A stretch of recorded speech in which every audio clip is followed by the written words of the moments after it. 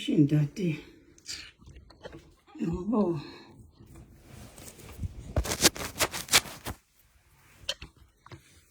I'm manageable now.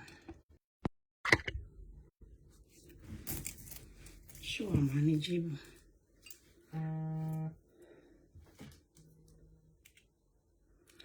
Allez, montez.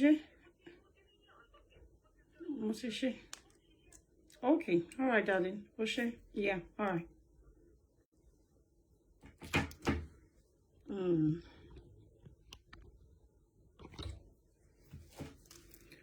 Hello, everyone. This it's not bad. I'm trying to adjust the lightning.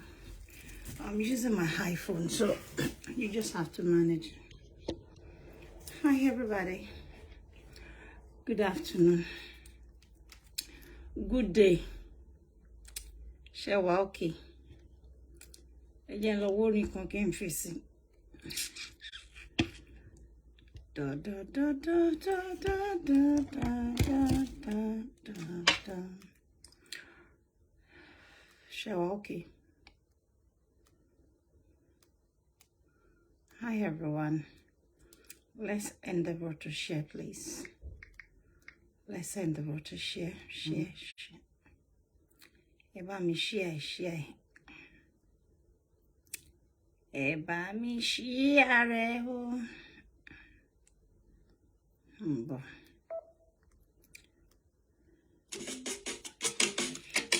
Eba mi share. Pàtàkì kan bẹ nílẹ̀ t'Olúwa mi dá. Ẹni Ọlọ́run Ọba mi fún ṣe ni. Èèyàn pàtàkì t'Ọlọ́run Ọba mi gbéga lásìkò gbogbo ni. Ẹni t'Ọlọ́run Ọba mi fún ṣe tí ò ní kú láéláé ìbà. Kábíyèsí Elédùmarè. Ẹni tó kó fìyàn jẹ Bewaji. Kìí ṣoyè kékeré láyé yìí kọ́. Ẹni Ọlọ́run Ọba mi bá fún ṣe náà ní rí ṣe. Bínú lè máa bínú, pẹ̀gàpẹ̀gàn lè máa pẹ̀gàn. Ẹni tó bá ń pẹ̀gà àjànàkú kàn ṣe tiẹ̀ lásán. Èèyàn pàtàkì ló ń joyè nílẹ̀ yìí o. Wọn kì í fẹ́ èèyàn lásán joyè nílẹ̀ yìí. Yeye Bewaji of Itori land ló ń sọjọ́ bí ayọ̀ ní gbogbo ọjọ́ kẹjọ oṣù karùn-ún. Ọlọ́gẹ̀dẹ̀ nation náà ní ká máa kí yín o jàre. Ẹni tó lọ́wọ́ bá mi fún ṣe náà ni. Ẹni tó jẹ́ wípé ó ń gbìyànjú láwùjọ kò sẹ́ni tí ó jàǹfààní ẹ̀. Ìyá dáadáa ìyá ayé o ìyá gbogbo àwọn èèyàn gidi o ìyá tó kẹ́bí mára tó kóyàn mára kò sí dẹ́ bá bẹ́ẹ̀ kún lọ́dọ̀ Abike Jagaban kódà ẹ̀rín lẹ́ẹ̀ bá jáde kò sí tẹ́ ẹ lè wá dọ́dọ̀ Abike Jagaban tí ò ní ṣe fún yín òun ló ń ṣọjọ́ bí ayọ̀ oríire màlẹ̀ yìí o. Bínú lè máa bínú, pẹ̀gàpẹ̀gàn lè máa pẹ̀gàn. Olódùmarè ti ṣe yìí ná, oríire mà ti dé fún èèyàn gidi. Ẹni tó lọ́wọ́ bá mi fún ṣe ni. Bẹ́ẹ̀ bá wá bínú, ẹ lè bínú kẹ́ ẹ̀ dayọ̀ sómi. Bẹ́ẹ̀ bínú ẹ lè bínú ẹ dayọ̀ séèpẹ̀. Bẹ́ẹ̀ bá wá bínú ẹ dayọ̀ sómi ẹ bá yé èèyàn jẹ́ ní. Kò sí bẹ́ẹ̀ ṣe lè bínú tó. Ẹ máa bá Ọlọ́wọ́ bá mi wájú ni. Ọlọ́wọ́ bá ò ní gbà fún yín kẹ́ ẹ bá tó dáa jẹ́ wà lẹ́ọ̀jàre. Ẹni tó lọ́wọ́ bá mi fún ṣe lè yìí Ọlọ́wọ́ bá sì ní kọ̀fín lágbára Elédùà. Abike Jagaban máa bá sẹ̀rẹ̀ lọ. Iṣẹ́ rẹ̀ wù wá púpọ̀ o. Abike máa bá sẹ̀rẹ̀ lọ. Iṣẹ́ rẹ̀ wù wá púpọ̀ o. Abike máa bá sẹ̀rẹ̀ lọ. Ọlọ́dẹ lè máa pẹ̀gàn. Wọ́n ń pẹ̀gà àjànàkú. Àjànàkú fọ́rẹ́ ẹ̀yà ti tò tán bí. Gbogbo àwọn ọ̀tá rẹ̀ nítorí bọ́ sọ ní gbogbo ọjọ́ kẹjọ oṣù karùn-ún ló ń sọjọ́ bí ayọ̀. Ó mà ní ṣubú o ní pẹ̀dé màmá Àńjọlá màmá Tìmílẹ́yìn ìyá àwọn say no to cyberbullying olóríire ìyá ẹni tá a fi tọrọ láwùjọ ni ẹni tó gbajúmọ̀ púpọ̀ jù tó ń ṣe dáadáa Ọlọ́wọ́ bá mi ló ń fún ṣe kì í ṣe èèyàn. Mélòó la fẹ́ kà nínú nǹkan rẹ̀? Yeye Bewaji of Itori land ti ṣe ọlọ́run ọba mi tó fún yín ṣe ò ní kọ̀ fún yín ó jàre. Ẹ máa dá kẹrúkẹrú, ẹ máa rọ̀ bí òwe o, ẹ máa rí ṣe ní gbogbo àsìkò. Ògo yín ò ní wọ mi, ayé ò ní mú yín, ẹ̀ ní dẹ́ni ẹ̀wátì nílé ayé. Gbogbo tẹ́ ẹ ṣe ni ó máa dá sí láwùjọ. Ayé ti ń rí yín, wọn ò ní rí yín lárìsá lágbára Elédùà. Ẹ máa tẹ̀síwájú nínú oríire. Oríire lẹ wáyé ṣe, ọ̀tá ayé ló ní ìbànújẹ́. Gbogbo ẹni tó bá bínú yín ni ó máa pẹ̀lú, wọn ò ní ráàyè gbélé ayé gbogbo. Ẹ ti mọ́dún èyí jẹ, ọlọ́run bá mi ó tún jẹ́ ẹsẹ̀ mi. Wọ́n wá ní máa ṣàdúrà fún yín o. Good afternoon, everyone. Wọ́n ní àwọn máa ṣàdúrà fún yín wípé ní èdè là á sọ̀rọ̀ àtàrẹ. Ẹ ní bá wọn ṣiṣẹ́, oríire jẹ́ ti yín, ẹ ní bá wọn pẹ̀lú. Ògo yín ò ní wọ mi, àti rí yín bá, àìmárí yín bá ò ní ṣẹlẹ̀, ayé ò ní fi yín ṣàwátì ó jàre. Ìyá àkókò àwọn ayé, ẹ ò ní ṣubú dànù. Ọjọ́ ìwé ayọ̀ lẹ́ ń ṣe, nínú lábẹ́ pàdé yín adípèlé. Ìwọ tó bá ní ìyá yóò dá, lọ mú ìyá tiẹ̀ wá bá rí. Ìyá tó fáìn, ìyá tó rẹwà, Yeye Bewaji of Itori land, kìí soyè kékeré ọjà rẹ̀. Bẹ̀gàbẹ̀gà kàn ń gbẹ̀gà àjànàkú lásán. Ọlọ́wọ́ bá mi ní kẹ́ ẹ máa gbọ́ lámọ. Ọlá ńlá lẹ̀ ń bá yí, ọlá yín ò ní wọ̀ ọ̀kùn. Gbogbo ẹni tó bá wá ń bínú yín, wọ́n ṣe wù ká pọ̀ tó láyé. Wọ́n sì wọ́n ṣe bá gbó sí i. Ògo yóò wá ní tán. Gbogbo àwọn èèyàn pàtàkì wọ́n ní ká máa kí yín. Ọ̀gẹ̀dẹ̀ nation wọ́n ní á máa kí yín. Ẹ sóòjè. Bàbá ọlọ́wọ́ pọpọrọ ló ní ká máa kí yín o. Àkàbí bá gbé yọ̀rọ̀, ọlọ́wọ́ bá mi lọ̀rọ̀. Wọ́n ní á máa kí yín wípé o, ẹ ti sọdún èyí. Ẹsẹ̀ ní ìtọ́mọtọ́mọ nínú ọlá àtàláfíà ni. Àwọn ọmọ yín à ń jọ láti tìmí lẹ́yìn ní ká máa sọ fún yín pé báwọn bá tún táyé wá, ìyá táwọn ó yàn nìyí. Ìyá tó ṣe é fi hàn láwùjọ tí ìṣe ni ó sì ti dójú tì yàn. Ọlọ́wọ́ bá mi wà ní dójú tì yín nínú gbogbo ìrìn àjò tẹ́ ẹ bá rìn láyé, ẹ ò ní bá wọn ṣiṣẹ́. Mo sì bọ́ lápẹ́ ìyá alálùbáríkà. Wọ́n ní ká máa kí yín wípé lágbára Olódùmarè ẹ máa wà bí ẹ̀wà, ayé ò ní fẹ́ gbà fún yín lóúnjẹ. Ẹ ti sọdún èyí o, ẹ mọ́dún èyí jẹ, ẹ ti mọ́dún èyí jẹ o. Sure, I can so everybody. Good afternoon, good evening. Good evening, everyone. Nice having you. Let's send the vote to please share the chat, and I have my reasons for asking you to share.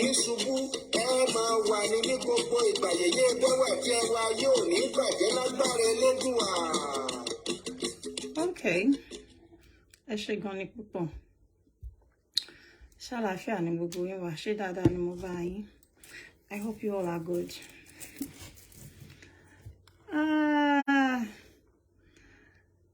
Mo jẹ́rìí. Bá a ṣe ń káwọn ọ̀rẹ́ wa káàbọ̀, àwọn ọ̀tá náà kò lójú tì, àwọn náà kò ti gbé ṣíà. Wọn ò lójú tì. Ẹni bí wọ́n mọ orúṣẹ́ ibi tí wọ́n bá ká, wọn gbọ́dọ̀ má ṣàìgbéjẹ́. Anyway.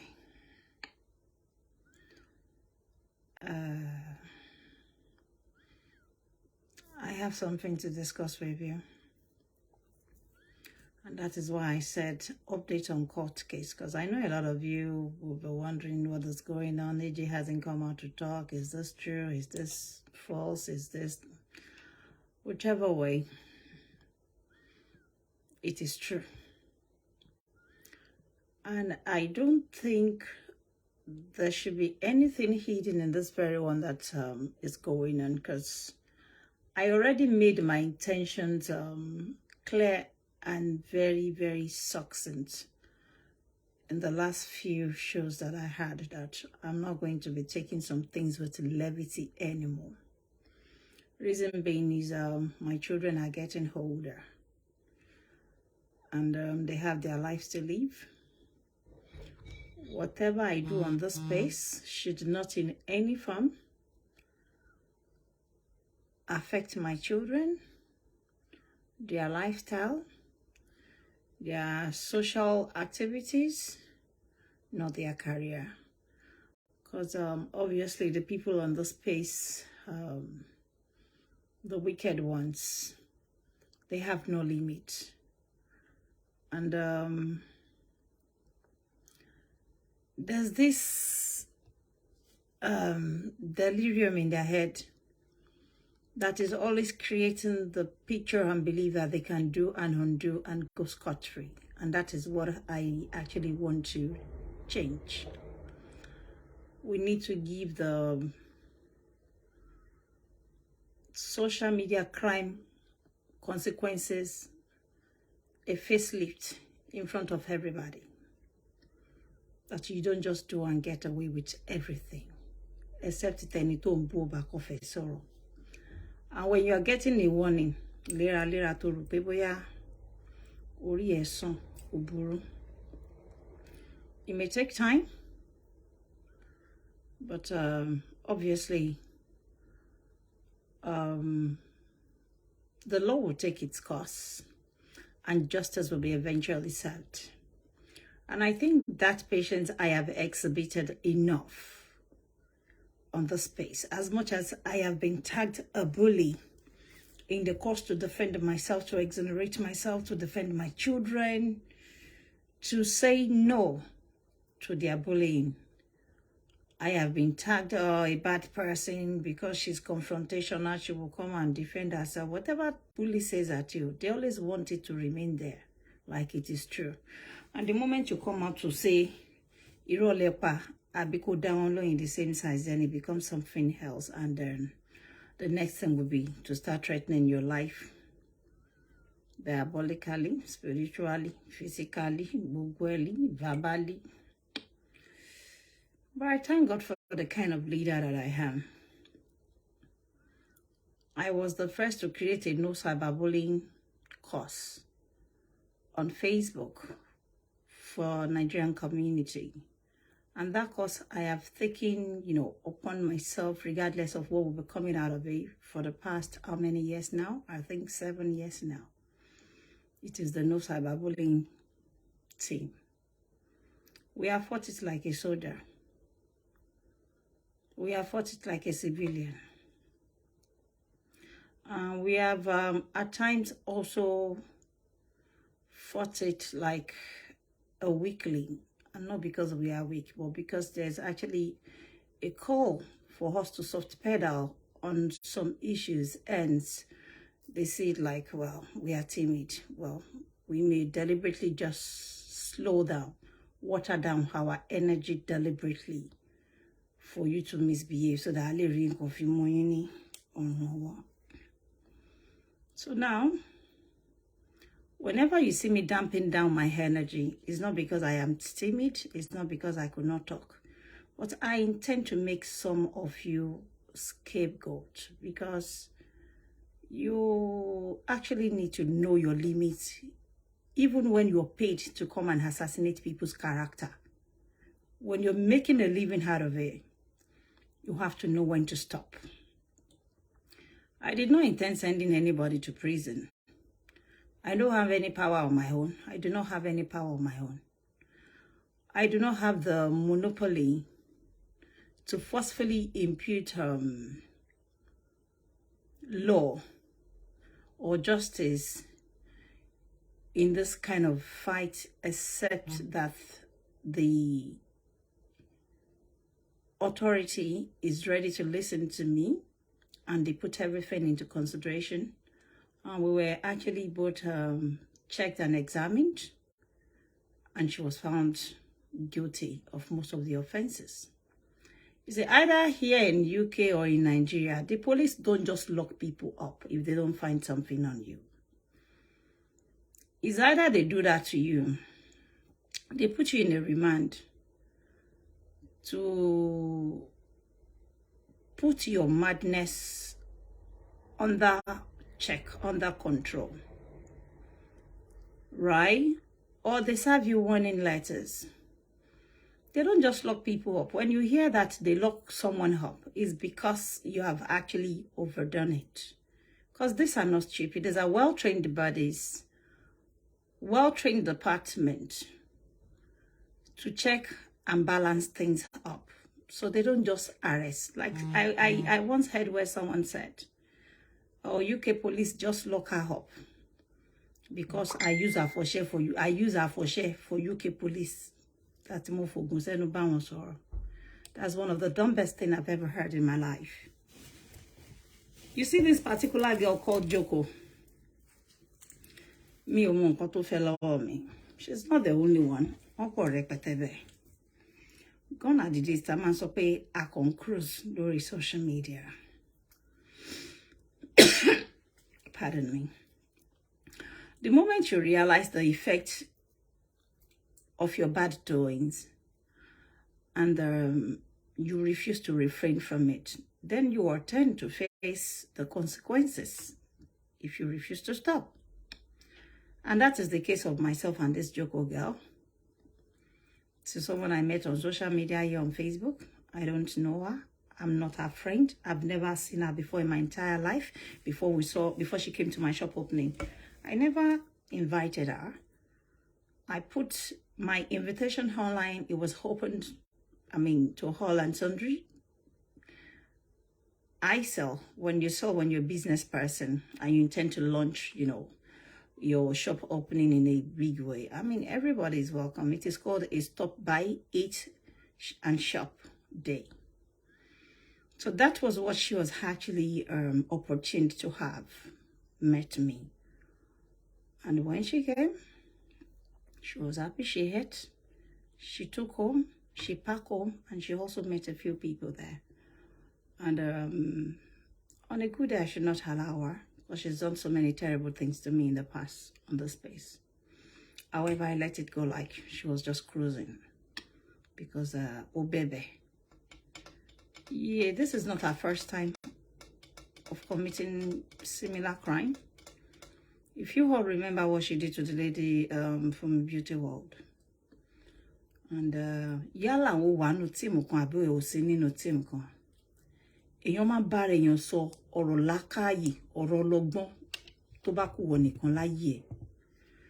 When I saw her picture today, when I was on a video call with a few people, and I saw them bundle into a black Maria, and her daughter was standing by there, I really felt for her.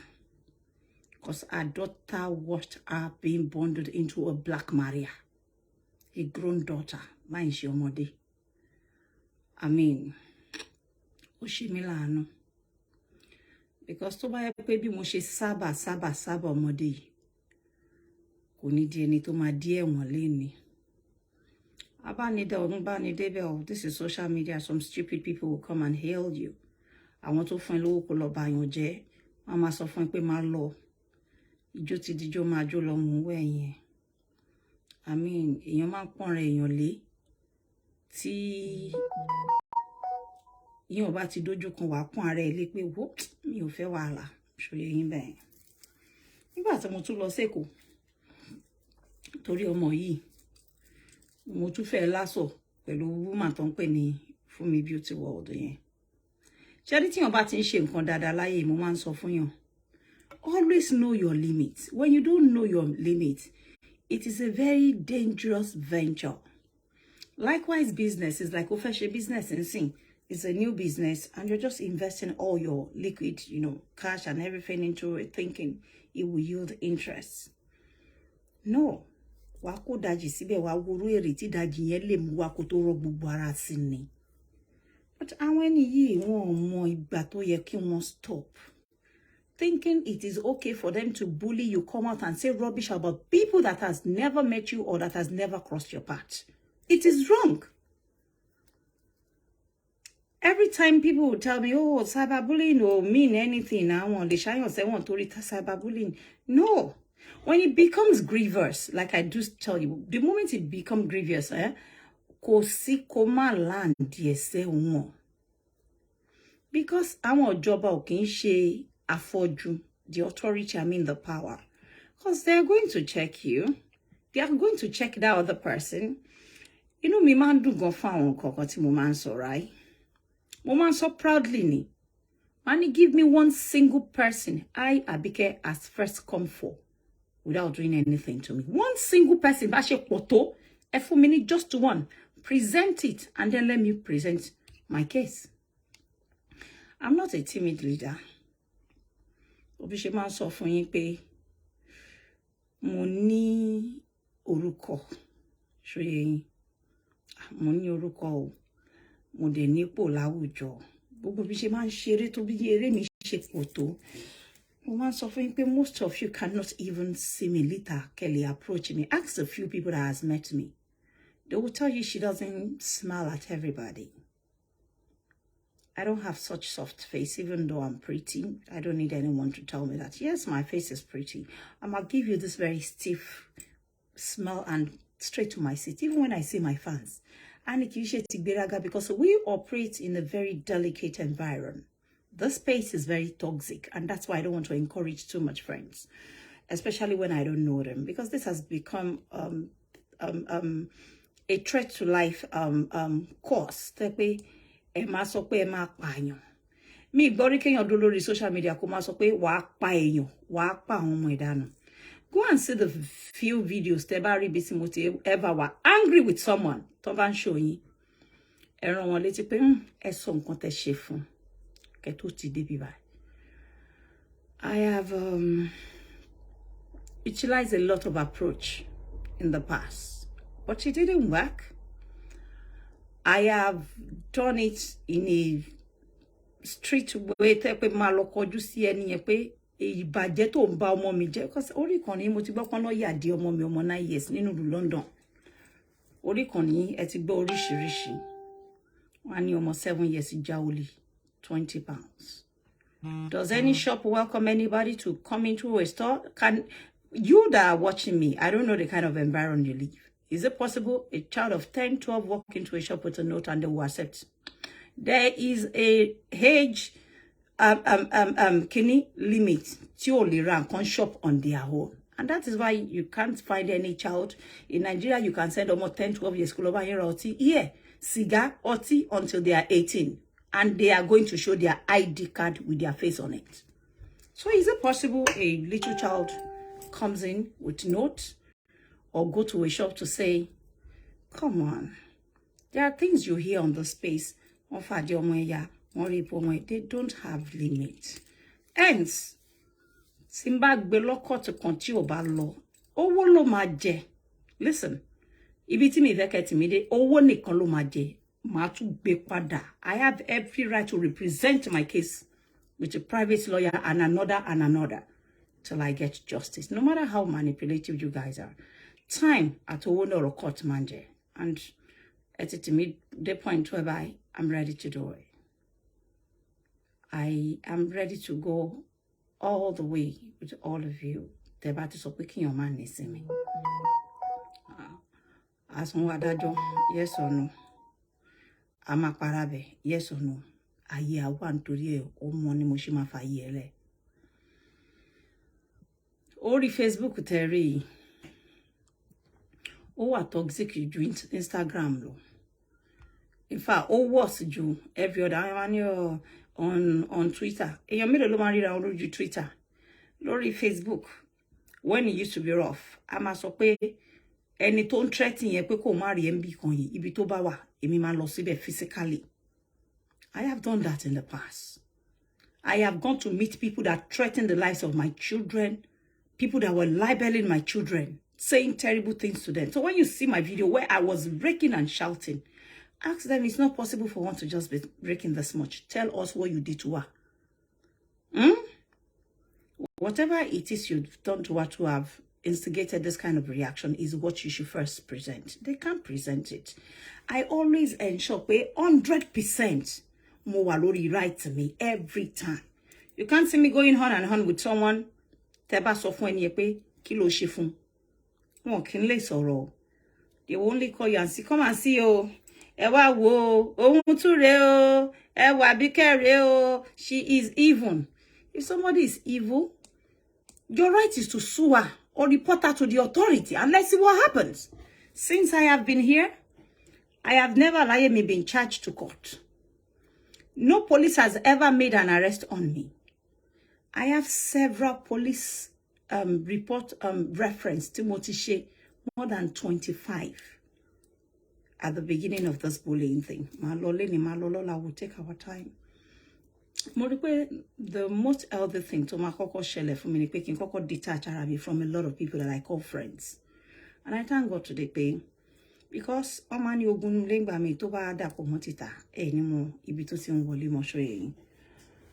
Ọmọ yìí ọmọ tó jẹun mi tó jẹ epo mi gbogbo wọn tán jẹ epo mi tán jata mi tán mú mi wọ́n mọ ara wọn. Irọ́ wọn ò lè lọ títí kọkọjọ ogún ọdún torí jọkan náà ló tọ́ máa bá èèyàn kan lórí ẹ̀wọ̀n rẹ̀ yìí just like that lórí ọ̀rọ̀ Facebook wọ́n ti gbé lọ sí kirikiri lẹ́ni ó ti di èrò kirikiri bá ṣe ń sọ yìí lórí ọ̀rọ̀ Facebook. Ó ní ọmọ tó ti dàgbà àwọn ọmọ tó yẹ pé last born ẹ̀ bóyá 18 or 19 ó ní ọkọ ó dẹ̀ lẹ́bí ó dẹ̀ ti lọ bá wọn wọ aṣọ péńpé ó ti lọ fi ṣẹ̀wọ̀n lórí ọ̀rọ̀ páwọn máa búyàn. Hopefully eléyà jẹ́ bí and we don't know what her sentence is still likely to be. Yes, she resisted arrest. And when you resist arrest, you know the implication. Right. Someone said how they wish she will be kept there for a week. We don't have any monopoly to keep anybody behind the bars or to lock them up in the cell. I don't know anyone. Kali mi tani mimo. Emi te ma gbo gbogbo ebu mi kan to ma fi bu mi. Oh, ta la Abike. Tani Abike. Abike to ma sọ pé nobody. Abike to ma sọ pé kò já mọ́ nǹkankan. Abike to ma sọ pé ta ló mọ̀ rí. Ta lè yan. Tani Abike. Abike ò kì í ṣe èèyàn kankan ju pé ọmọ Ọlọ́run àyànfẹ́ Ọlọ́run ojú Ọlọ́run ọba. Ṣé ọkọ bí àǹbá ti jẹ́ ojú Ọlọ́run ọba tó jẹ́ ni tọ́lọ́run fẹ́ràn. Àti rún ẹ̀jẹ̀ àti fọ́ ojú yẹn àti bàjẹ́ aṣòro fẹ́ dá ọmọ Ádámọ̀ gidi. So mi ò ní lè sọ much fún wọn pé èèyàn báyìí ni Abike ju pé kí n sọ pé ó jẹ́ yinjú Elédùmarè lọ. Ẹni bá dẹ̀ fẹ́ wá jẹ́ Ọlọ́run ló lọ tọwọ́ bọ̀ lójú. Mo ti ní sùúrù tó gidi gan. I was extremely patient with this lot. I was patient, I was tolerant. I almost looked like a weakling. But like I do say, that the gentility of a lion, it does not indicate stupidity or being timid. Iyo ẹkùn kìí ṣe tójó. Kò fẹ́ fi àjùlọ tètè wọn lógì nìní. Because ohun àwọn ilé kan fi mí dìde. A lot of them tẹ́ bá ti ń gbórúkọ Abike Jagaban. Wọ́n fẹ́ fi mí dìde ni. Because tó ń bá léèyàn gidi tí wọ́n lè fi dìde. Kò ní jẹ́ orúkọ Abike ṣéyàn máa ń bú non-entity ni. Ṣeré mi sì kí lọ jókòó sórí ọ̀rọ̀ wọn 247. Ọlọ́run ẹlẹ́dàá ò ní jẹ́. I have things to yí mo fẹ́ fi life mi ṣe. But you see this girl, this very girl, Joko, she went to the extreme. Tibani Kimfi. Mo máa like wọn pé tó bá ti ń play show. Only àwọn zombie, àwọn dumbhead bí títí wọn. No máa lọ hail wọn. Àwọn ọmọ kò níran, àwọn ìyá tí ò níran pàápàá. Kò sí yàn bá jẹ́ ìyá tó jẹ́ ìyá lálùbáríkà tó jẹ́ èèyàn gidi kò ní jẹ́ pé ibi tí wọ́n ń jà wọ́n ń fọ́n ara lórí ibẹ̀ ló ti máa wà kúrò wá fi sọ ẹlẹ̀ lẹ́kọ̀ọ́ wá lọ́jọ́ kò wá ló fẹ́ wo Facebook á wá jẹ́ pé ìjà tó mọ̀ pé ìjà tí ò tọ́ ni ẹni tó bá ní làákàyè gbogbo nǹkan tí èèyàn bá ń wò láyè kódà kẹ́ni yẹn jẹ́ favourite wá tẹ̀ challenge pé AJ but what did she do to you? What did you first do to her? Okay, we've heard her, she's ranting, she's shouting, she's ashewo, she's this, but you tell us what you did to have, actually call for this. But I want you to know làákàyè ló ń tẹ̀lé wọn jù. Wọn kì í sọ̀rọ̀. Tí wọ́n ní pé kọ́kọ́ hail. Mo máa ń sọ fún yín pé nǹkan tí hatred àti envy tó máa sún yín sí is going to be equal to eternal ruin. It will be a ruin to your soul, a ruin to your body, and a ruin to your psychological state because you will not be able to reason well tó bá dé àwùjọ àwọn èèyàn ńláńlá. Tẹ́ bá ti jẹ́ kí gbogbo àwọn nǹkan rádaràda orí Facebook kó overcloud sense of thinking yìí. That is how you're going to be reasoning everywhere you go. You won't even be able to challenge any action. You just feel, well, somebody proposed this and then it's okay with you because you cannot reason beyond that visible line that you're seeing.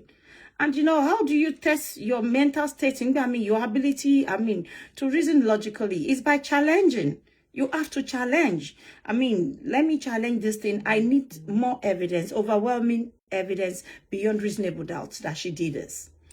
So now they will go and pick on other people's video. Maybe I'm talking to Hay some years back. They will go and pick it and match it to the offense they are committing in the year 2022. You know, thinking the authority and myself are stupid. So, if I can't remember me.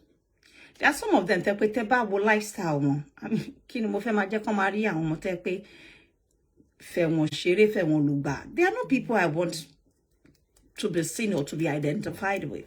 Of course, at some point I might have met them and feel, oh, one need help with kingdom malu ke boya eyan tí mo lè ràn lọ́wọ́ or tí mo lè won talking terms pẹ̀lú wọn. But then the moment I realized their background, that I opened their profile and I saw that this is not something to one body or anymore. It is okay, the back of a cruise now. Everybody man cruise.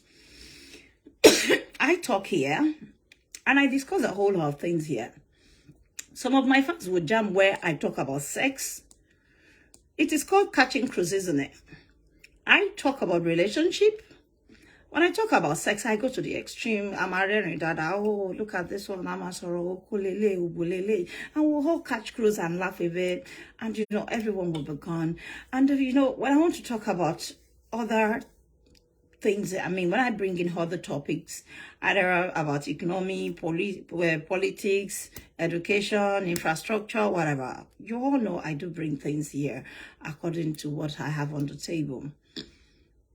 And to ba jẹ́ pé ká tún padà wá kí wọ́n bu ẹni tó bá bú mi, we still catch cruise. And I always ensure it is still within my human right of expression. You don't expect someone to be hitting me, talking rudely at me, bashing me, and I'll be quiet. And you see, I am a very, very wicked boxer. When you give me a punch, it will not remove one hair from my head. But most times when I punch them back, it collapses their whole body. And then the ranting and the war will begin. She is evil. She is wicked.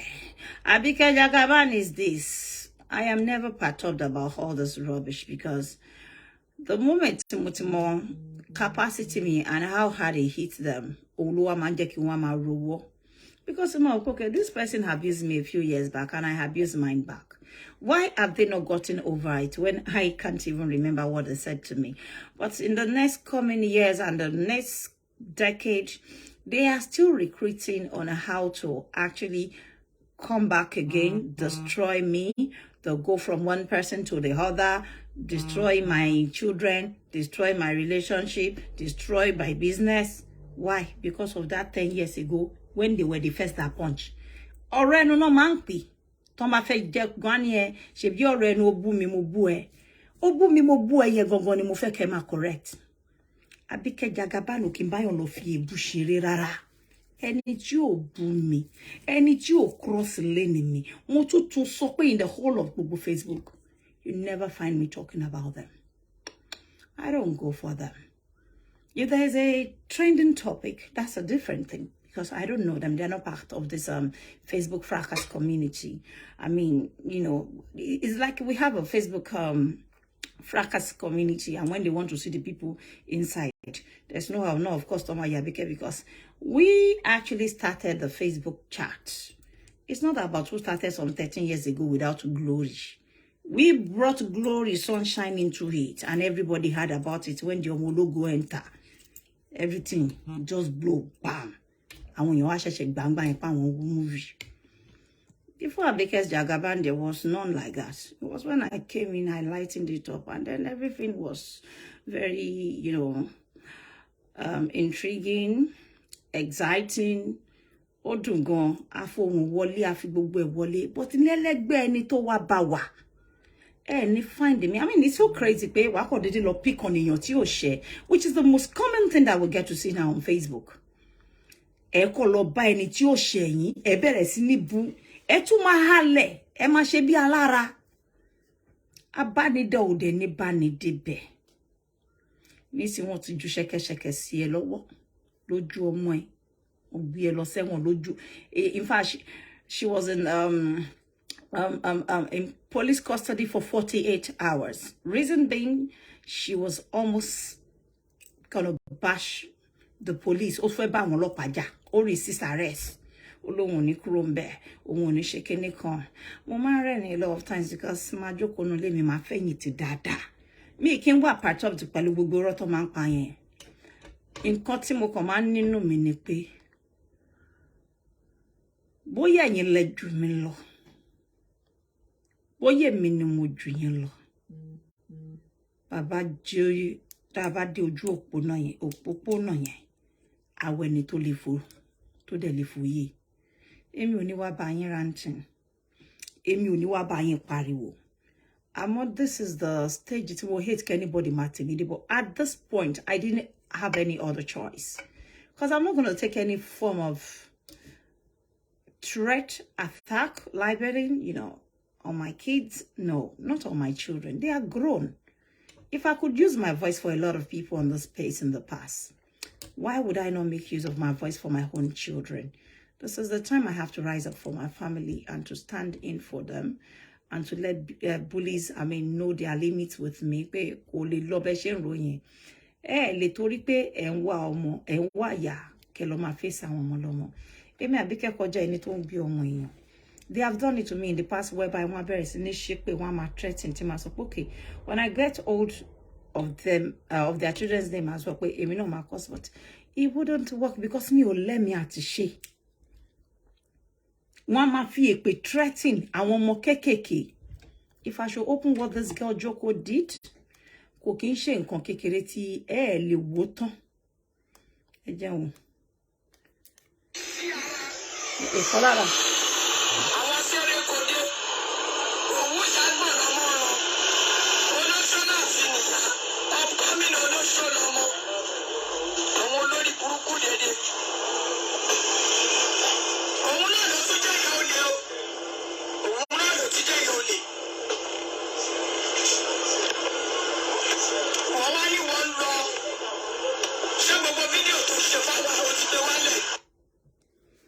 Very good. But video you're not being in the police station. Ma dúró tí wọ́n proudly to say, present your evidence. Gbogbo ẹ̀yin tẹ́ ń tẹ̀lé mi ẹ kò tẹ̀lé mi nítorí pé fẹ́ deter anybody. Ẹ ń tẹ̀lé mi nítorí pé ẹ mọ̀ òótọ́ dẹ̀ ṣe ojú yín. Ojú yín ló ṣe.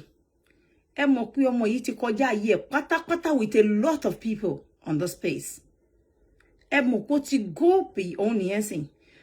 Tó ti dẹni ẹ̀wọ̀n tán ju ṣẹ́kẹ́ṣẹkẹ̀ sí lọ́wọ́, ó dèrò kirikiri. Ṣé àwọn tó máa ń hẹ̀lì ẹ̀, ṣé wọ́n tẹ̀lé láti 48 hours tó lò ní police station? Àrà àwọn fans ẹ̀ kọ̀ọ̀kan o. Àrí gbogbo àwọn tó ń tì o. Àwọn tó ń sanwó fún pé lọ́ba Abike Jagaban jẹ́, rí o. Kò sí èèyàn kankan bẹ̀ ní èní ó di ọ̀rọ̀ court hearing.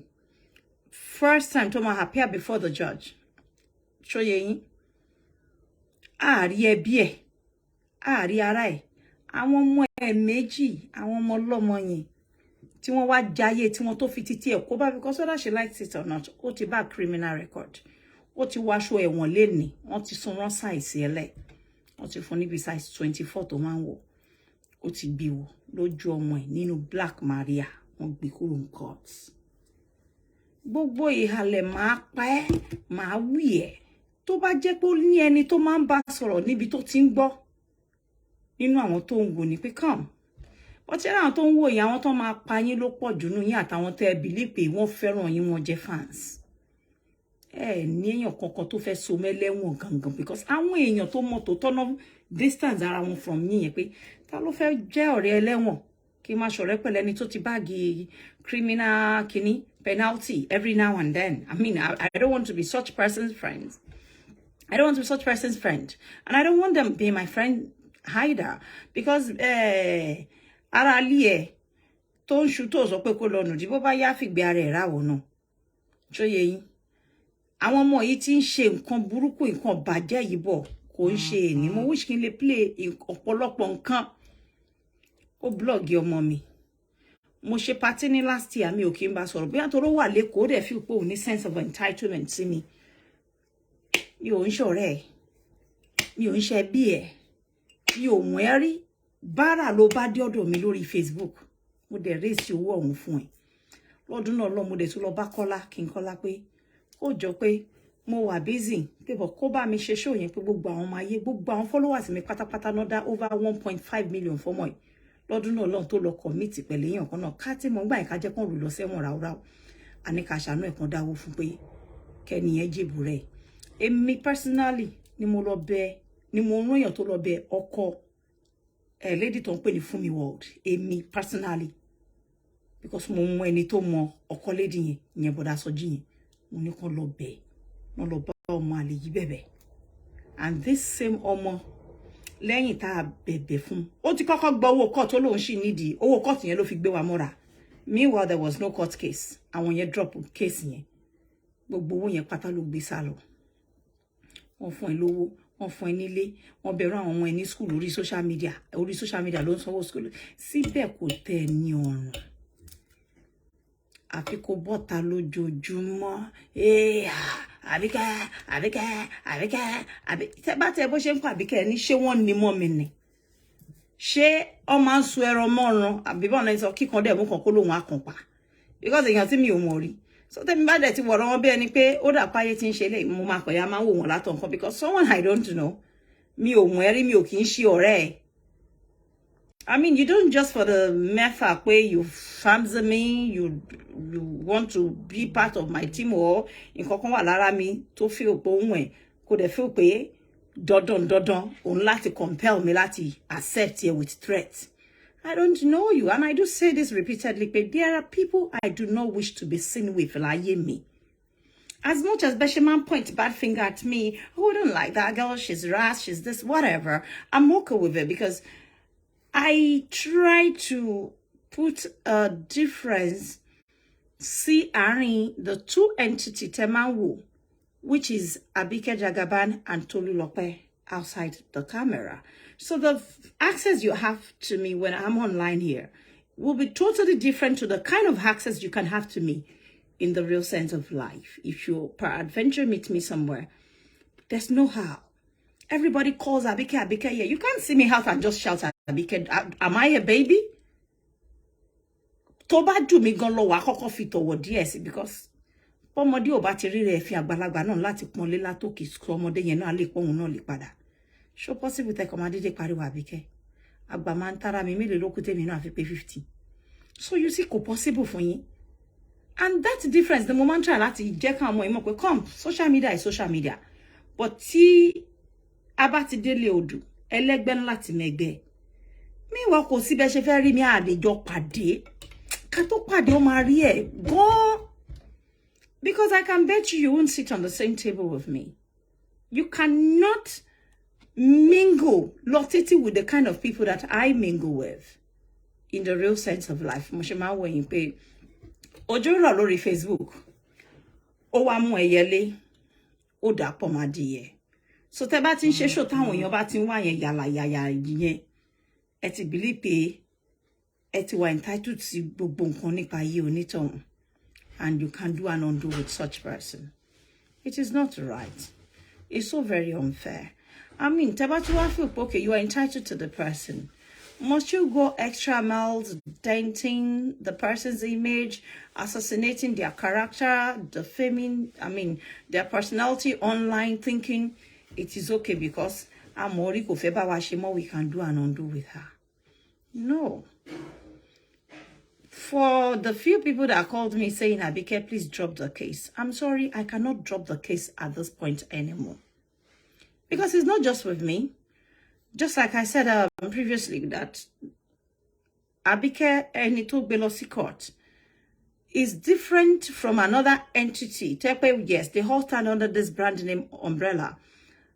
Abike Jagaban Helping Hand Foundation is a different entity to this person talking to you. That is a charity organization that she libeled with child trafficking, with human trafficking. So, and that is not anything that anyone can afford to joke with in today's Nigeria. Child trafficking, human trafficking, kidnapping. She libeled me with kidnapping, and there are many. However, I'm going to take things slowly. Me only sorrow much.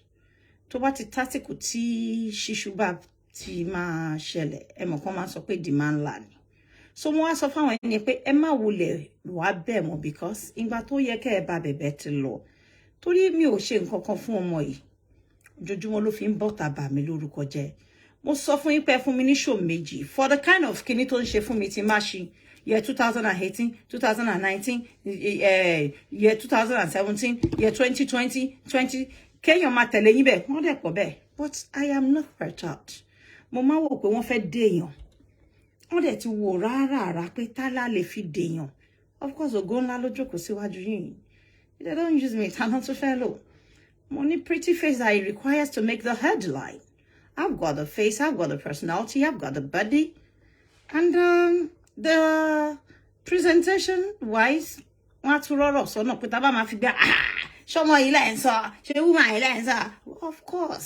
I want haters of pretty things and let it come out. Come on, what's what I want 30 me, what I want not con they hating. I want to how I join. Yawa wulori wan la won ti ni crowd. Wan wa ma fe fun fa fo. You know I'm a hail. Stop chasing the cloud. This is just social media. Okay? Enyo to ba leni ni mo so ki mu kikon. Èyí tó bá ti mu kikon a jẹ́ kó leni ni mo so. Wọ́n ní ó ní ìyá, ó ní bàbá olomba wọn digbo ẹ̀yìn ta ló fẹ́ be ho. Mo won ọmọ yìí títí pé fi mí sílẹ̀. Mi ò fẹ́ wàhálà back off me. And if you all can remember earlier on this year, I think earlier this year, I also made a report at a police station about her. I told the police in Nigeria pé kí wọ́n bá mi wọ́n ẹ pé ó ti ń gungi kọjá ewé, she should leave my children out of it. And she was arrested. If you all can remember comment or statement, or would I say utterances on this day, where she said, Abike Mashe na already now, the moment she was arrested. Even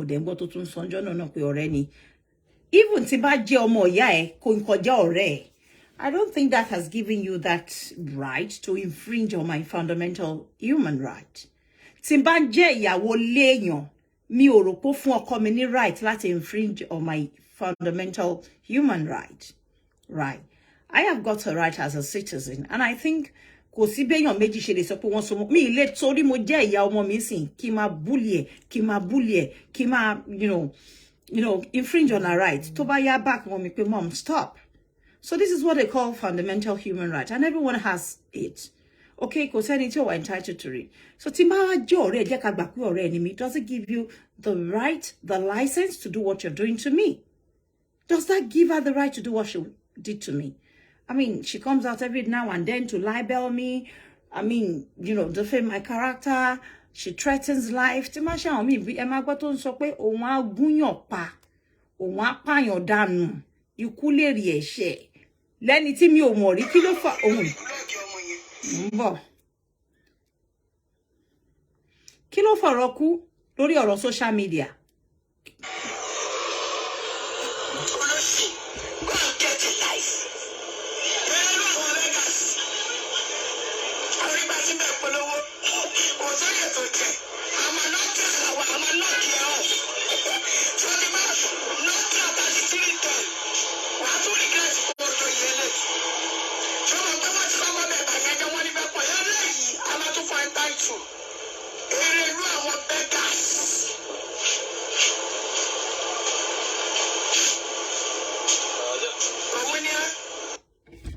Ṣẹ́gbọ́n. Ó ní kò sí oyè tán lè fún ẹ, ó la máa fẹ́nu bàjẹ́ ni. Ó ní èrè lọ́wọ́ àwọn beggars. So each time she does this, all I do is laugh. And I'm putting my pen and my paper at work. The more they come out, the better for me, because we have a court case going on. A lot of you may be feeling for me. I do see a lot of my fans get very devastated, furious, like they should go to her and do something silly to her.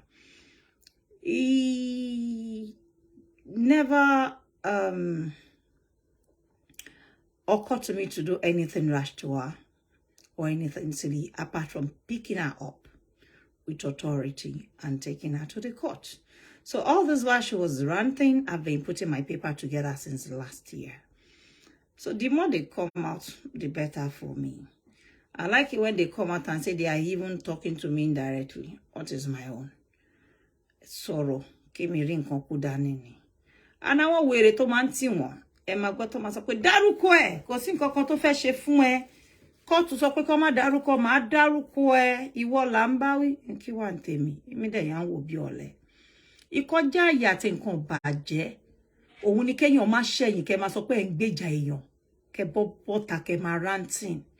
Oyè tó kan ara wo leléyìí. Mo dẹ̀ máa ń sọ nǹkan fún yín. Mo ló máa ṣe kan rẹ̀ ẹ̀dẹ̀ tàrí ẹ̀dẹ̀ ò bá kánjú. Ìyẹn ogún ọdún ó máa ń jóyàn lẹ́nu pa tẹ máa rò pé ní nǹkan tí mo ti rò láròpamọ́ tí mo rò pa ṣe gbé.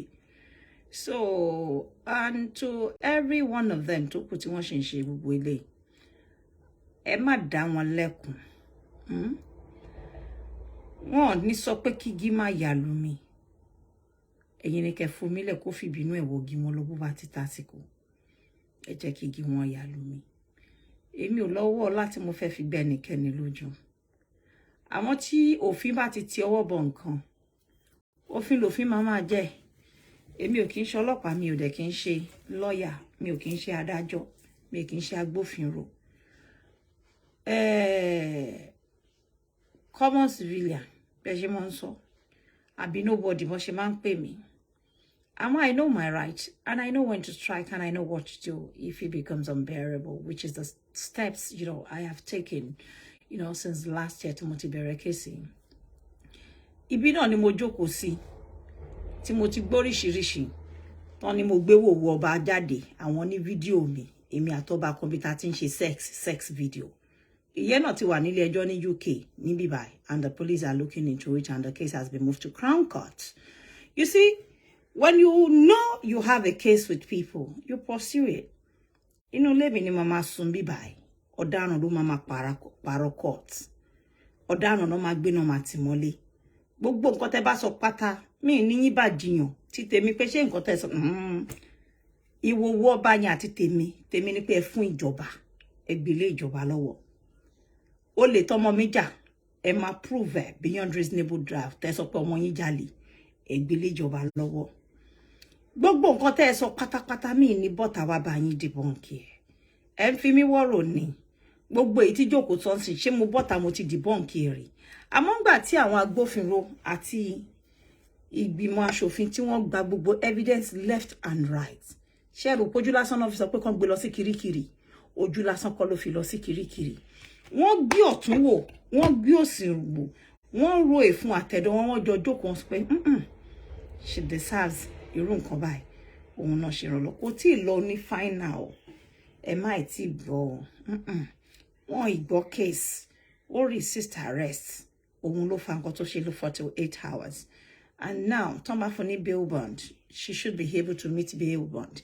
Ìkànnì wọn náà wà lórí Facebook tí yẹn jump bail ní Nigeria kó tó sá lọ sí ìlú tó sá wá nílùú òyìnbó. Tó bá jump bail, tó bá máa padà, ó ní ìtumọ̀. I'm not going to say much here. Tọ́lọ́pàá bá fẹ́ arrest ẹ, tó bá ní adájọ́, tádájọ́ ẹ bá sọ fún ẹ pé don't follow them. A jẹ́ pádájọ́ yẹn ò mọ nǹkan tó ń ṣe. Wọ́n á ní obey before complain. Nǹkan tó ń pè ní ọ̀rọ̀ òfin nìyẹn. Lágbájá, you are invited. Your right as a person is to follow them, call your lawyer. But when you start, raising your shoulder at the police, bí ẹni pé ìwọ bàbá ẹ̀ Buhari gan ò lè resist ẹ̀ tó bá jẹ́ pé nǹkan tí ó dẹ́rù bàyàn. Even kò sí nobody is above the law. Ó dẹ̀ di ó bẹ̀rẹ̀ sí ní sọ fún wọn pé you cannot go anywhere. Ṣé mọ̀ gbogbo kí ní illiteracy idea orí wọn lórí Facebook yẹn. It must have overshadowed her to a point where she was telling the police pé òun ò ní ibi kankan lọ, and that was what led to pé ó tiẹ̀ bọ́lọ́pàá ṣàgídí. Waste àkókò òfin. So I don't know how it works in Nigeria. So she was kept there until we were able to get a court kinitama lọ fi appear immediately because mi ò lọ mú fún arrest court order. Mo ní sùúrù, mo jẹ́ kán ṣe gbogbo nǹkan tán fẹ́ ṣe fún mi pátá, mo ń fi ara dà. kó yọrùn kan lára mi tẹ́ bá ti gbọ́ tán sọ pé Àbíkẹ́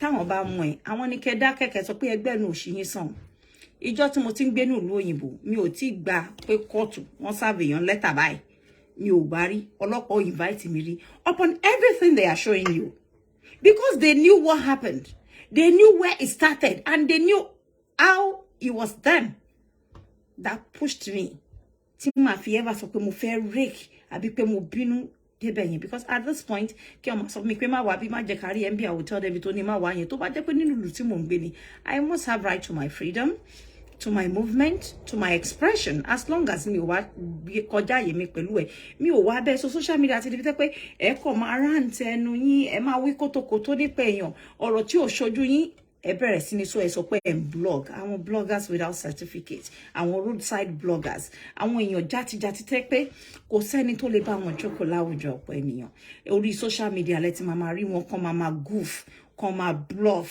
kàn máa ṣe bí ẹni pé àwọn tó tàn àwọn tó wá lè jù wọn lọ jù wọn dànù àwọn gangan náà máa fẹ́ fi ṣe nǹkan nulẹ̀ tó bá wá délẹ̀ tán báyìí sìn àwa di pé yàmíyàmí ò yàgbára wọn wá máa bẹ̀bẹ̀ eléyìí ń pariwo ń bẹ̀yẹn lánàá Àbíkẹ́ gbà ń o dáríjì òun o ibi ìbà ẹrùn ìtọ̀ yìí pọ̀ wá ṣóhun lẹ̀ wà tọ́ lọ́wọ́ síbí kò dúró níbẹ̀ tẹ́ bá ń búyàn ó lọ bú kò búyàn ń ṣò fọ́tò bàbá Ṣẹ́gun Ọdẹ́gbàmí àwọn bàbá dáadáa bàbá lálùbáríkà nìyẹn láwùjọ àwọn bàbá tó ti fi ọjọ́ àárọ̀ wọn ṣiṣẹ́ tó jẹ́ pé wọ́n gbé nǹkan sínú Nigeria history ò lè lọ kí wọ́n má dárúkọ wọn níbikíbi àwọn wà lára àwọn tí wọ́n build Naija àmì ní ẹ̀mọ́ye tí sport mú wọlé ni àwọn lè contribute they pledge their time their services to humanity to Nigerian government to the country as a whole so why tó jẹ́ pé torí pé ẹ fẹ́ bú ọmọ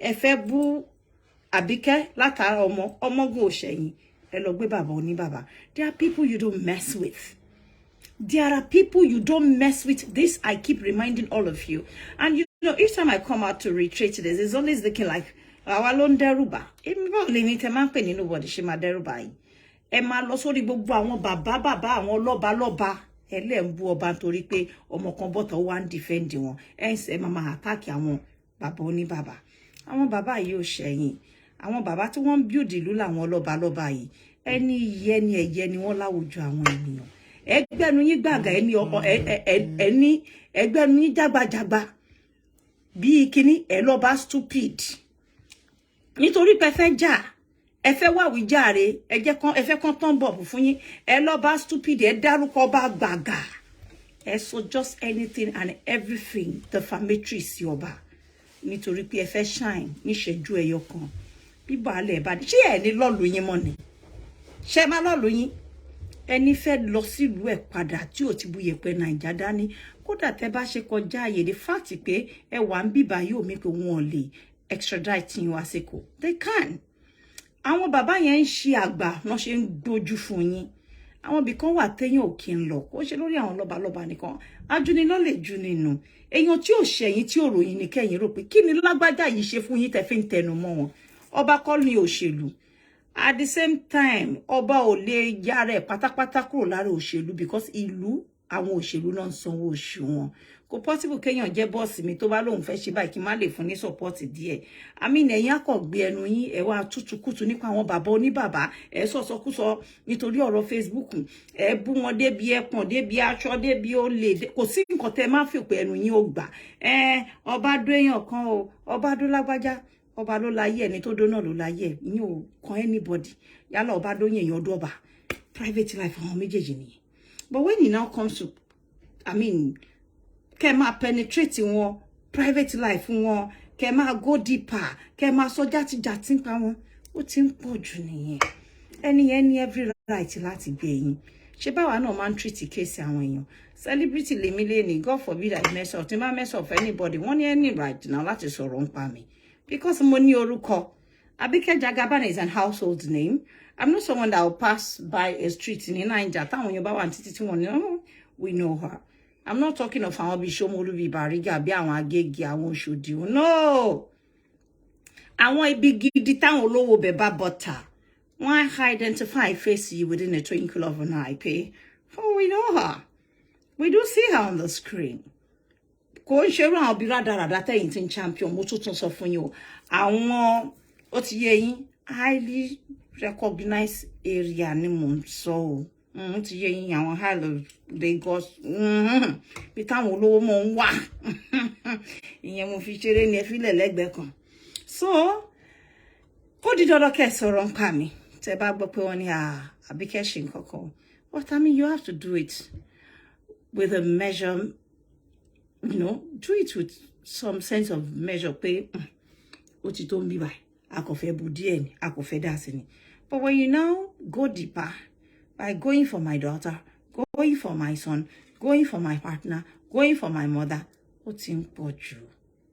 Ó ti ń pọ̀ jù, àṣejù nírú àyàfóbìnrin. Tó bá ṣe tó mu jẹ tẹ́lẹ̀ ẹjọ́ kan bọ̀ tó ní mu jẹ mọ́ ẹni tó rò pé máa take it up would take it up, and that will be the end of it for you. Ìkọ́kọ́ ní Kẹ́mi Olúnlọ́yọ̀ sọ tó fi rọra ń yọ lọ jẹ́jẹ́. It's not everybody you mess with. Tẹ́ bá rí Kẹ́mi Olúnlọ́yọ̀ tó bá ń sọ̀rọ̀ tẹ́lẹ̀ ṣebí this one Igba, that one Igbo, this one nísìnyí ńkọ́ ṣé wọ́n kọ́. So if they have to apply this correctional measures to a whole lot of you that does this shit on Facebook, then I support it all the way, because mo rí pé ní stop. Àfi tán bá use some of you as deterrents. Lágbájá bú mi, mo bú lágbájá yẹn nǹkan ọ̀tọ̀. Mo máa ń sọ mo dẹ̀ ń dúró lórí ẹ̀dí ni pé mo sọ gbogbo yín pátápátá kò sí ẹnìkan. I'm yet to see one person tó jẹ́ pé mi Àbíkẹ́ ni mo kọ́kọ́ wá ṣe show fún yín rí. Àfẹni tó bá fẹ́ tán yín. And that is why I always keep my record. Ìgbà tá ń ṣe yẹn tẹ́ rò pé bí àmì ò rí yín mo rí yín o. I'm keeping the record of everything, and that's why the police are going to ask you the year and the month that this is done. For every show tẹ́ bá ṣe, mo ti gbé pamọ́. Mo ti fún yín notification, mo ti bá yín gbé pamọ́. So gba tí mo ṣe yín show tí mo ṣe látijọ́ tí ọmọ yìí ti ń sọ̀rọ̀, mi ò rò pé ó ti lè prove show ẹyọ kan tí mo fi attack it all the way. Èèyàn ni mí now. The fact pé mo wá sọ nǹkan kan, if at the end of the day I had to reply you níwọ̀n kò mí pé ọlọ́pàá ò ní mú èyí tó bá jẹ́ ṣe pé well, when it is defamation of character, then it is defamation of character. Ibi tí wọ́n tún wá ya ọ̀dẹ̀ tó wọ́n ponú dé, ìkànnì wọn fẹ́ sọ̀rọ̀ ó ní no ọlọ́mọ tó bá yé ọ̀rẹ́ jẹ́ ìjọ òfin bí pé ṣé wọ lọ̀rẹ́ ṣé wọ ni ọ̀rẹ́ yẹn báwo ni kí ni relationship ẹ pẹ̀lú ọ̀rẹ́ ṣé ọ̀rẹ́ lè yọjú, then nǹkan tó ṣe fún ìwọ tó ṣe ẹ̀ṣẹ̀ yìí òun ni nǹkan tàbí ẹ, nǹkan tí ọmọ ẹ ṣe fún ẹ tó ṣe ẹ̀ṣẹ̀ yìí òun làbí ẹ. So they became dumbfounded because wọn mọ nǹkan tó ń pè lófin. All those third fourth party lágbájá ṣe lágbájá kan yẹn kò kí apply, is not applicable in the court of law. Anytime more, the time go really, you just feel, well, that's the only reason, the only excuse we can use to nail her so that we can get away with this. It's not everything you do that you get away with. Now, at the end of the day, she's not able to present any evidence, to convincing. She did all this. Olaibe loba, oni emi man jí gold fún kábíyèsí Ọọ̀ni. Oni mo man bá wọn wá gold. Ole mi mo man gbé gold yẹn wá. You see, there are some names you go for it, you will get yourself in trouble. You have to have a limit. Anything wọn mọ̀ ní òfin ò lè mú, but ó ní ojú, ó ní sọ, ó ní ẹbí bí tán lè trace ẹ sí. That you have to be very careful, even if you live abroad. Àfi tó bá fẹ́ lọ sí Nigeria mọ́. There are things you would do pé ẹyọ kan yẹn lásán ó ti tó kan lọ dressing. You cannot libel one of the most revered king in Nigeria, one of the, our very number one, Koko ma sọ pé wọ́n wá góòlù fún èmi, mi máa bá yín wá góòlù, máa bá wọn wá góòlù. Ṣé Kúpà ni àbí kíni, because you understand. She kept on saying all kind of rubbish, in the last few years. But ito wa share the last year, tí mo go, okay, it's high time tí mo tún feel better, more complete. And they actually also feels, because I live abroad, I cannot get them arrested. Of course, I can. Money right me, even Bishop Wamiba, if you feel pay, someone lives in Germany, someone lives here, someone lives in America, and because you now live in Nigeria, you cannot go for that person. Dent their image, assassinate their character, libel them, threaten their life, and Koko feel pay, kino feshe kule wale now. mo hope and feel pé at this point àwọn tó kù yẹn realize pé anybody abroad can be extradited kó wá face sentence once he or she has been found guilty.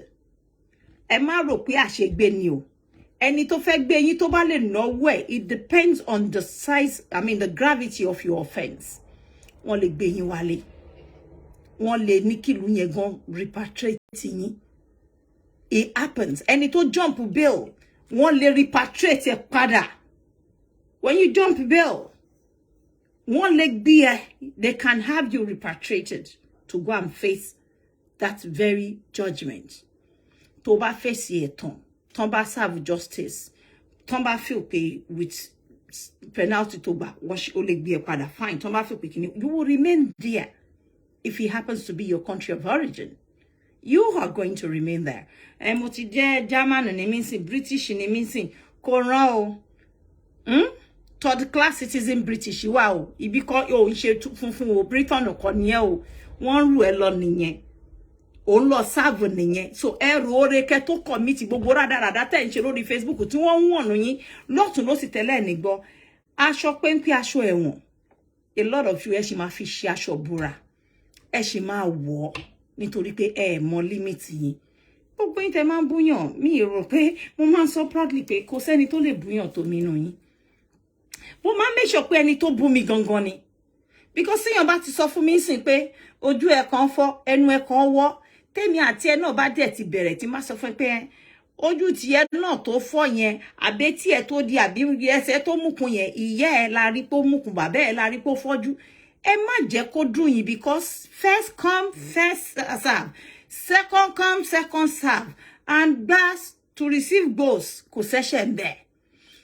Effect ẹ ló máa ń pọ̀ jura wọn lọ. Tó bá fọ́ mi létí, tí n bá ṣubú, tí n bá fọ́ ẹ tó yìí bá gbé wọ tó bá wọ kó má, don't blame me. It's a reaction. So ẹ má máa sọ pé Abike ó pínyàn, Abike ó wá bá wọn. I run a no cyberbullying team and mo ní every right. Láti present show me the best way tí ma feel pé bó ṣe. When yẹn ṣe wá jẹ́ problem fún ẹ̀yin haters, ẹ̀yin wèrè bullies all over the place. Ẹ pé ká tó sọ nǹkan ẹyọ kan, you now say you are coming for my family. Because I am stopping the bullies, I now have to become your, how do I say, object of ridicule. Tó jẹ́ pé èní ẹ jẹ́ ká búpa tọ̀hún, a máa ṣe kinní kan. Àpéjọpọ̀ yín gan ràn mí. Mo láwọn tí mo bẹ̀rù ni mo ṣe máa ń fi yín lẹ̀. Mo láwọn tí mo bọ̀wọ̀ fún ni mo ṣe máa ń fi yín lẹ̀. Mo dẹ̀ ti sọ fún yín pé tọ́mọ ẹni bá ti dé certain age, right? Èèyàn máa ń bọ̀wọ̀ fún wọn ni. Àwọn ọmọ mi ti ga jù mí lọ lórí ìdúró, wọ́n ti di adult. Àkọ́bí mi ti wọ adult age. Ṣé ó possible kí olú ẹ máa sọ pé ìjà wọ́n ní tí n bá fẹ́ sọ nǹkan mi tí máa rí pé wọ́n ti wọlé báyìí, and you can tell pé most times when I'm having my chat, actually pé I'm a family person, you will always see my children go front and back. Àwọn ọmọ mi nìyẹn. I'm not the kind of person that will be online and you don't get to hear. I have a family and you can tell they are used to me. You don't find my son missing, my daughter not being there. Ẹ máa rí wọn pé ẹni tó ráyè ọmọ lélẹ̀ pé àwọn ọmọ yẹn máa ń kọjá lọ bọ̀, either wọ́n wọ kitchen, wọ́n lọ yàrá wọn. Mi ò ṣèyàn tó máa ń yin ọmọ dànù. After pé mo travel, mi ò sínú ilé o, and definitely èèyàn tó ń tọ́jú wọn máa wà ńbẹ̀ 247. You know, so at some point èèyàn dẹ̀ láti bẹ̀rù wọn pé àwọn ọmọ yìí ti dé. Ìgbà mi tí máa ra lọ lìkì mọ́ yàrá mi gan pé mo fẹ́ ṣe ṣóṣe ní màmá. Tí máa ti gbọ́ pé ilẹ̀kùn squeak báyìí, máa sáré change topic, máa tún dá sẹ́lẹ̀fẹ̀. Because nǹkan èèyàn láti lólùbáwí, èèyàn dẹ̀ láti mọ̀ bí tó tó. Ọmọ yìí nsìn ó léyàn kankan, ẹ̀gbọ́n ti bọ́ta wá debunk pé òun ò kí ń ṣe ẹbí ẹ̀. Because ẹ̀gbọ́n sọ fún mi pé òun ò mọ̀ kó lè wúrúwà bàjẹ́ tó wù yẹn fún mi lẹ́yìn gbogbo rẹ̀ tí mo ṣe fún ẹ. Ẹ̀gbọ́n ní pé do whatever tó bá wùn ẹ́, pé òun ò lọ́wọ́ sí pé torí òun ò mọ̀ nǹkan tó ń ṣe ọmọ yìí. Alátìgbà mo máa ń feel pé she will change. She will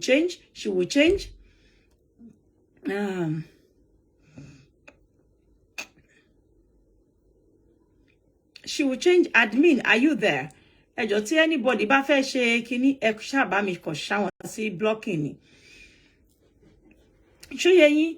She will change. Kò because ọmọ yìí ò ń ṣọmọ tí mo lọ bá. Mi ò ṣẹ́.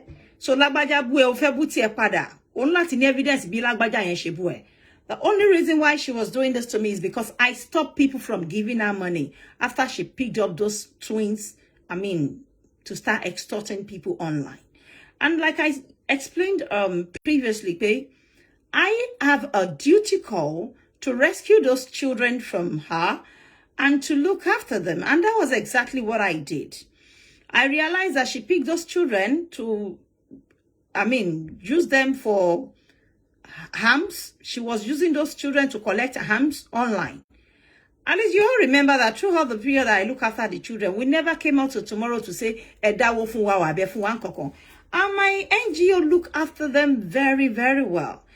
And it was one of the jobs that I delivered so well that even the government were very happy with me. When we got, to all the offices that were involved, they all went like,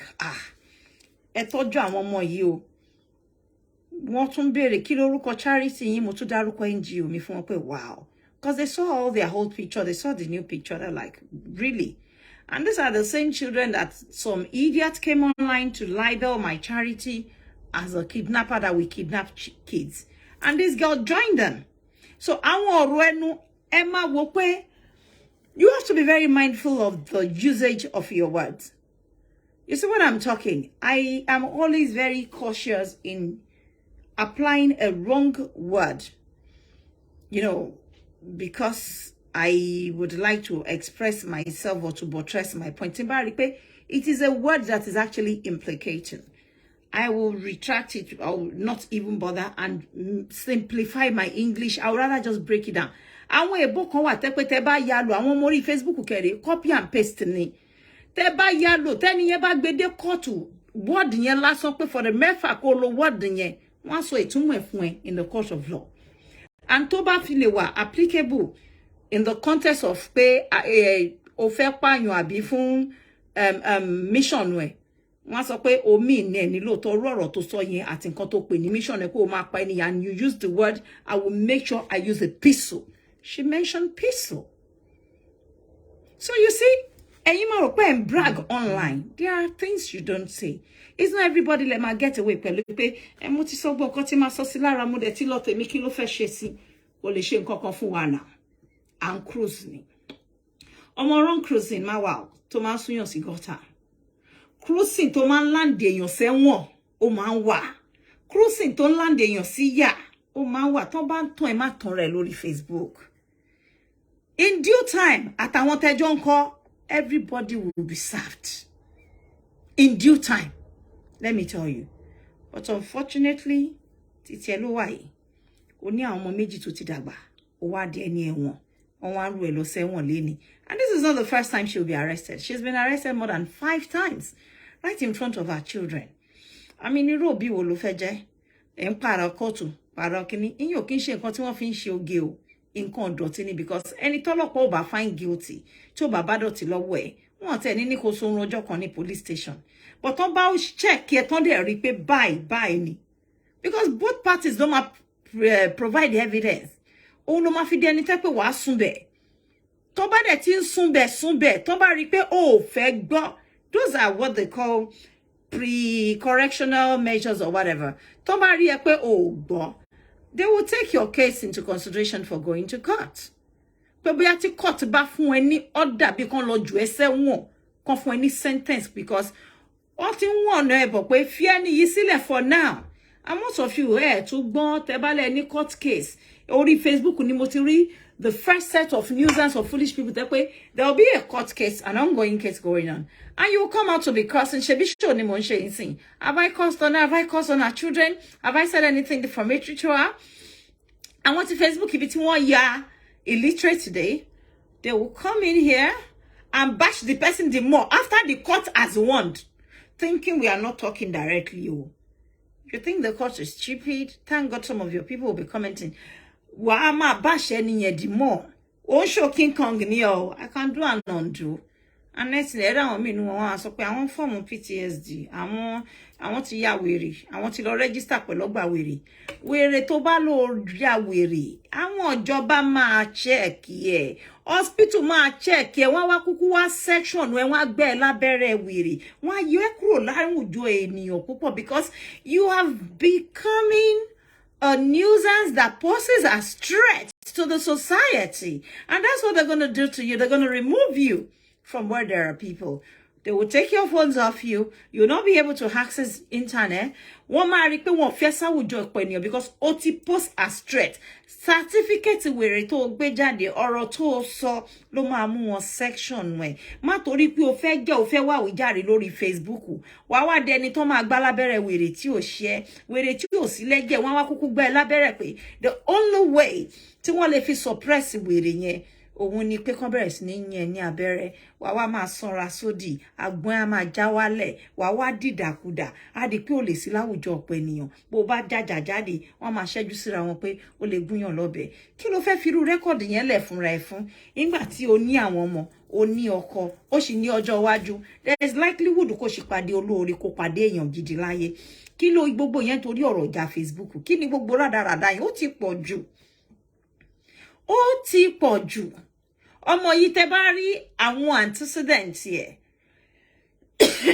ẹ máa lanu pé kí ló lè tó yìí ó sọ kan jọ kó ní ikú straight ikú lè rí ẹ̀ṣẹ̀ òun máa pẹ́ pátápátá òun lọ kú nìyẹn ó tẹ̀ tí mò ń tó bá mọ òun písù ni àwọn ọmọ ẹ òun á pa wọ́n eléyìí bí mo ṣe wò nìyẹn pé she doesn't know the implication of the things she's saying because if she does she wouldn't even venture it in the first place. She would not venture it. So, Ojaki and Fimawo, most of them, these people are actually pure, stark illiterate.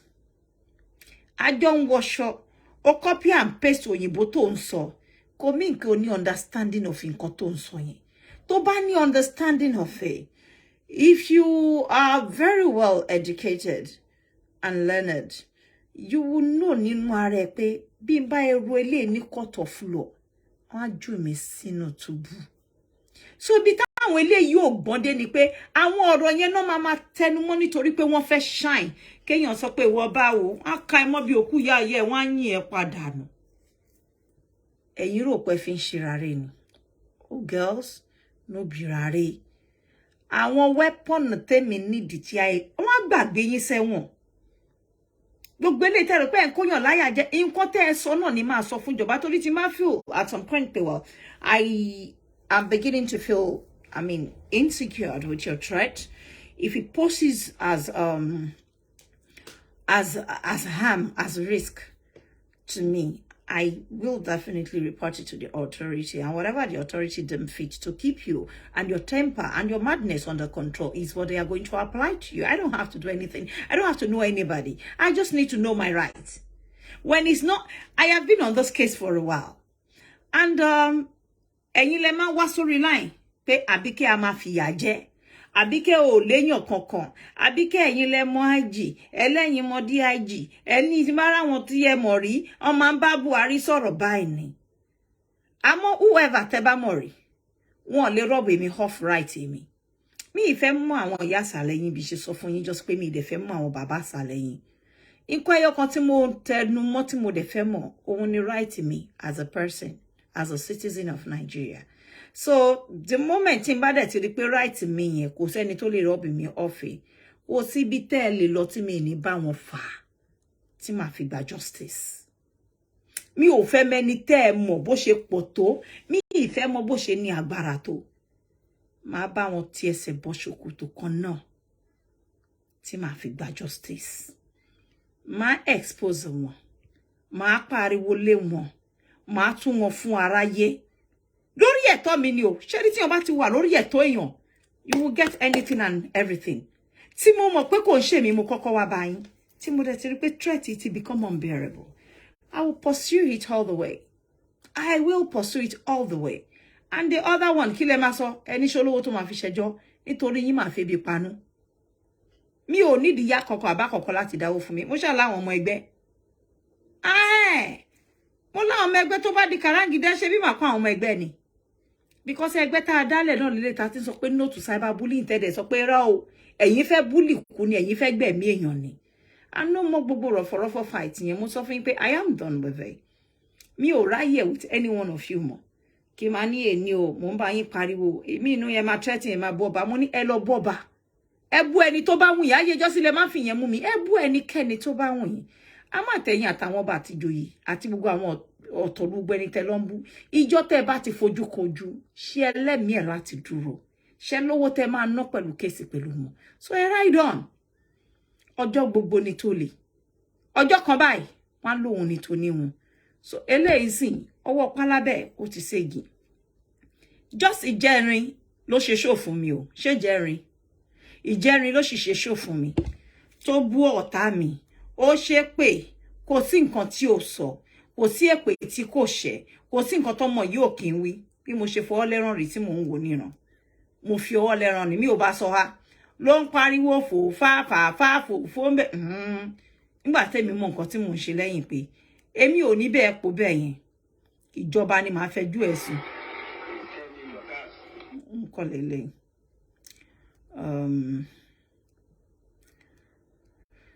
oh dear so gbogbo ẹni mo ti bá kójọ síbẹ̀ pé bá bá dẹ̀ dílé ẹjọ́ mo fẹ́ wá àwọn nǹkan míì ní tó tẹ̀ tó ṣe oh dear àwọn kinní yẹn ti pọ̀ jù ìkan ṣeré 6th of July orí ọ̀rọ̀ mi ló ṣì wà òun náà rèé.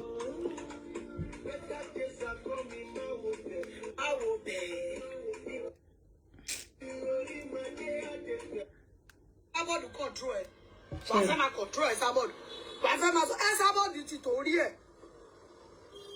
bastard bitch yìí ó throw Àṣàkẹ́ under the bus now àbí ìjọ yẹn kọ́ ni mo ṣe show ní pé sábọ̀ bọ́lẹ̀ bẹ́ẹ̀ ó lè máa fọ́ ọmọ. This has gbogbo ọ̀rọ̀ tí ò kàn o ọmọ kò níran yìí ọ̀rọ̀ tí ò kàn ẹni tí ò bá ní issue mi ò bá ní issue láyé mi mo ti rọra fílẹ̀ sórí ọ̀rọ̀ ẹ̀ àwọn tá bá ti sọ̀rọ̀ lọ́bọ̀ tó bá jọ pé kinní kan wá ní wọ́n ń sọ̀bù àwọn wọ́n ń throw shade ṣebí torí wọ́n ṣiṣẹ́ ẹbí ni shade ṣèjọ ti yín ó jọ tiẹ̀ because ẹni bí ara ń fún yín àwọn èèyàn tí wọ́n wá bá yín just because you want to stay relevant on Facebook at the end of the day láti 12th of June orí 12k views láti 12th of June nítorí kò dárúkọ Àbíkẹ́ torí ó gbórúkọ èèyàn ológo wa àmọ́ mi tiẹ̀ wá ní nǹkan kan sọ náà jù pé ẹ̀yin tẹ́ ń pè mí ẹ má wulẹ̀ pè mí mọ́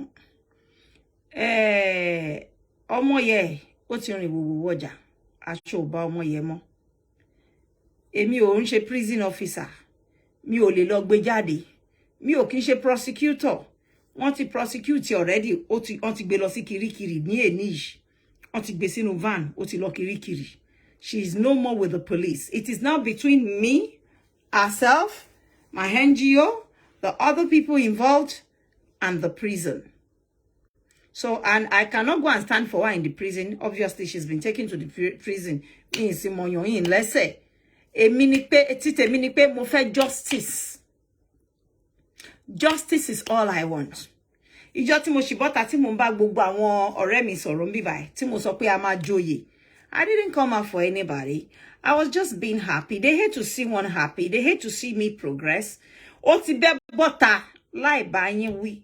Wọ́n ṣe update ibi tí kinní yẹn ti kò lóde lórí wọn oyè tó fẹ́ jẹ yẹn àwọn máa tún fẹ́nu bàjẹ́ ni èyí tí mo jẹ tẹ́lẹ̀ tẹ́ fẹ́nu bàjẹ́ báwo lẹ ṣe rò pé fẹ́nu bàjẹ́ ẹ̀yin amukun mẹ́kọ òpònú ènìyàn ayírádà aláìníláárí aláìníbi lọ ẹ̀yin fẹ́nu ní fẹ́nu bà nǹkan jẹ́ èmi kẹ́ ń progress láàrin àwọn èèyàn gidi gbogbo rìkíṣí gbogbo táàgì yín here and there ṣó ti gbà lọ́wọ́ mi mo ní wọ́n tún wá gbé ìmí wá so ìyẹn lásán ó máa ń jó wọn because àwọn eléyìí ò rí bí lọ wọn ọ̀rẹ́ ni so mọ́ wọn ọ̀rẹ́ yàn so mọ́ wọn òun lẹ ṣe máa rí pé tán bá rí mi pẹ̀lú anybody they will go for that person wọn láwọn máa bú wa àwọn abú ẹni yẹn they will lie on me they will say all kind of things ibi kọ́ lẹ jókòó dídí oṣù mẹ́jọ tán ni wọ́n ní wòwò ọba èmi àtọba ń dóra wa wá rìkọ́dù àbí mi tiẹ̀ mọ́ bóyá àwọn dẹ̀ náà sẹ́ẹ̀tì kámẹ́rà ṣe ti rí evidence yẹn di ọ̀la ẹ̀yin tẹ́ ń gbọ́ wọn lẹ ní làákàyè. After 8 months, kéèyàn foru irú nǹkan bẹ́ẹ̀ wá rọ èrò torí pé fẹ́ kẹ́ wò wọ́n. Come and see Abike Jagaban was caught on a kinikan video with an ẹ̀yin amukú mẹ́kọ̀ọ́ adé ọ̀rọ̀ lọ. Ẹ dúró oṣù kìíní, ìkejì, kẹta, ìkẹrin, ìkarùn. This is July láti last year. Tí rí di bá ṣe ń sọ yìí. Mi ò blame àwọn nìkan gbà mí. Ìbá ṣe pa máa láwọn èèyàn tó ní làákàyè púpọ̀ tán tí kò lè sọ tó tọ́pọ̀ mọ́. Ẹ kó ṣí yẹn bára yín dà sàn. Irú bàjẹ́ tẹ́ fẹ́ máa fi rọ èrò jọ pé kán lè mọ̀ yín àbí torí Facebook ń fún yín lówó pé nǹkan tó máa sún yín sí wàhálà ni. There are things you will say tẹ́ pé it will get you in trouble. Tabarẹ́ni tó ti ń ṣe tí yẹn fi ń ṣayé tí yẹn rò pé bóyá ẹ̀yin má lọ that route ẹ̀yin ewé especially tẹ́ pé ẹ ní àwọn ọmọ kéékèèké ní ọwọ́. Ẹ má jẹ́ kí lè jẹ́ nǹkan tẹ́ máa fi bẹ̀rẹ̀ ìgbésí ayé yín. Ohun tí lágbájá ṣe tó mú jẹ gbé. Tàmẹ̀dú lè ṣe kó má mú jẹ gbé o. Kò yé yín ìyẹn ni kẹ́ máa rò pé o lè máa lọ gbé nǹkan gbà mí tọ́lọ́run á dẹ̀ bẹ́ a ṣe á dẹ̀ rí nǹkan yẹn gbé lágbègbè. Ẹlòmíì á dẹ̀ lọ bó bá ṣe débẹ̀ báyìí lọ́wọ́ pálábá ẹ̀ máa ségi straight. Á jẹ́ pé nǹkan tí lágbájá ṣe yẹn tó gbé yẹn kò gbé ìwọ nìyẹn. Òun náà ṣe sọ pé má wo àgọ́ aláàgọ́ ṣiṣẹ́. Ju bẹ́ẹ̀ lọ ibo lọmọlúàbí yín wà. Mo máa wo oríṣiríṣi bẹ́ẹ̀ ṣe máa bẹ́ máwọn èèyàn tí ó ṣẹ̀yìn. Pé ṣé títa ìnílàákàyè ni àbí torí ìwà tó wà nínú yín. Ẹ sọ tán ilé fẹ́ gbèjà èèyàn kan lágbájá lẹ fẹ́ gbèjà tàmẹ̀dù la fẹ́ gbèjà. Lágbájá tẹ́ fẹ́ gbèjà ti tàmẹ̀dù bí ẹ̀wọ̀n bá délẹ̀. Ṣé òun ló máa sọ fún yín pé kó bọ́ aṣọ ẹ̀wọ̀n run ẹ sí ọrùn tòun kóhun bí ẹ̀wọ̀n torí pé wá gbèjà òun. Ẹ̀yin ṣe rò ó. Lágbájá yìí ò ní bọ́tà. Ẹ tira yín sẹ́wọ̀n torí change tán fún yín owó díẹ̀ tẹ́ máa ná tán láàrin ìṣẹ́jú díẹ̀.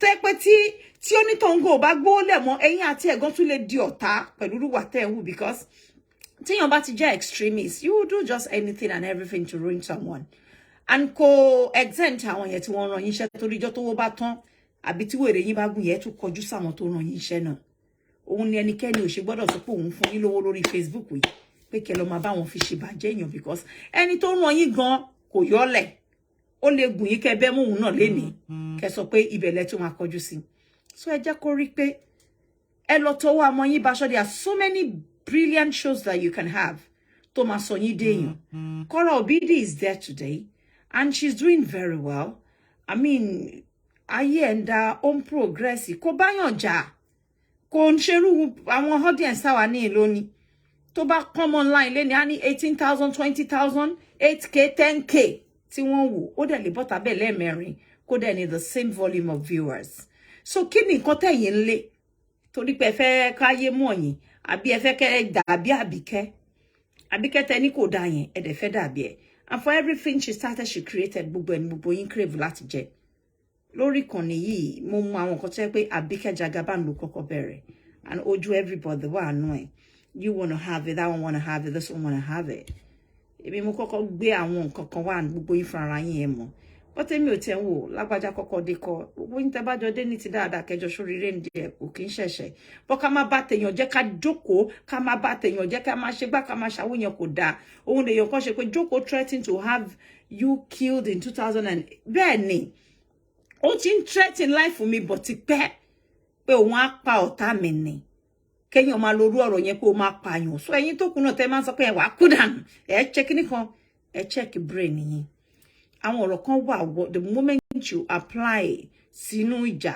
tẹ́ni ẹ bá lọ report ẹ tí òfin bá gbé ẹ because a fi àyè lẹ̀ fún ẹnikẹ́ni láti lorú ọ̀rọ̀ bẹ́ẹ̀ láti threaten ọmọlàkejì ẹ because the right tẹ́ fi pẹ́ ni òun ni onítọ̀hún náà ni òun ò kọ́ ní ṣe bí amukun mẹ́kọ̀ọ́ bíi tiyín ni kọ́nà kó gbégbá ọ̀nà tiyín á lọ gbégbá ọ̀nà ọ̀dọ̀ àwọn ọlọ́pàá kò ṣe pé èèyàn lè máa fight ẹ̀dẹ́ tì lọ ẹ mú àwọn kan tí mo select sẹ́gbẹ̀ẹ́ kan pé tán ṣe ń wá fún mi I will go for them because mo fọ́kàn wọn lẹ́kọ̀ọ́ tí ìyá wọn kan wọn nílé àwọn yẹn ọ̀tọ̀ kí ló dé táwọn yẹn náà ládùúrú bí wọ́n ṣe bú mi mo bú wọn tó tàn fọlọ́pàá gbé mi because mo kó dẹ́ndẹ́ yálà yẹ ọ̀rọ̀ lẹ̀ ní àwọn years kan tẹ́ pé mi ò tiẹ̀ ṣe bẹ́ẹ̀ pé mo rí wọn ṣe bí ọlọ́pàá bí wọn and you know wàá jẹ́wọ́ fọlọ́pàá nǹkan tó sún ẹ sí with evidence lélẹ̀ fáàlì mi kún tẹ́ bá fi pé kò kí n tọ́jú nǹkan ẹ̀ ń ṣeré mo tọ́jú nǹkan pa jù ó kò lè má fi wọn mí kì í ṣe bí ẹ̀yin ni àgbọ̀dẹ̀ kì í ṣòro bí èwe so tẹ́ bá ti gbé òṣì yín débẹ̀ tí bá ti kó gbogbo ẹ̀jọ́ má bá máa lọ máa ṣe àwọn nǹkan tèmi But you just need to stop because kema threaten lives, kema bully èèyàn débi pé ẹ máa bú ọmọ ẹ. Ẹ wo lady tó ń ṣe fíìmù yẹn lẹ́nu ọjọ́ mẹ́ta yìí. Kí ni gbogbo èébú tó yẹ ó ní dípù. Kí ló dé? Kí ni nǹkan tó dé tẹ́ sọra yín di untouchable? Arrival orí Facebook, we can do and undo. Kò sẹ́ni tí ò lè sọ̀rọ̀, kò dẹ̀ sẹ́ni tí ò láròmà, kò dẹ̀ sẹ́ni tí ò ní wèrè. But ẹ lọ tọwọ́ ọmọ yín báṣọ.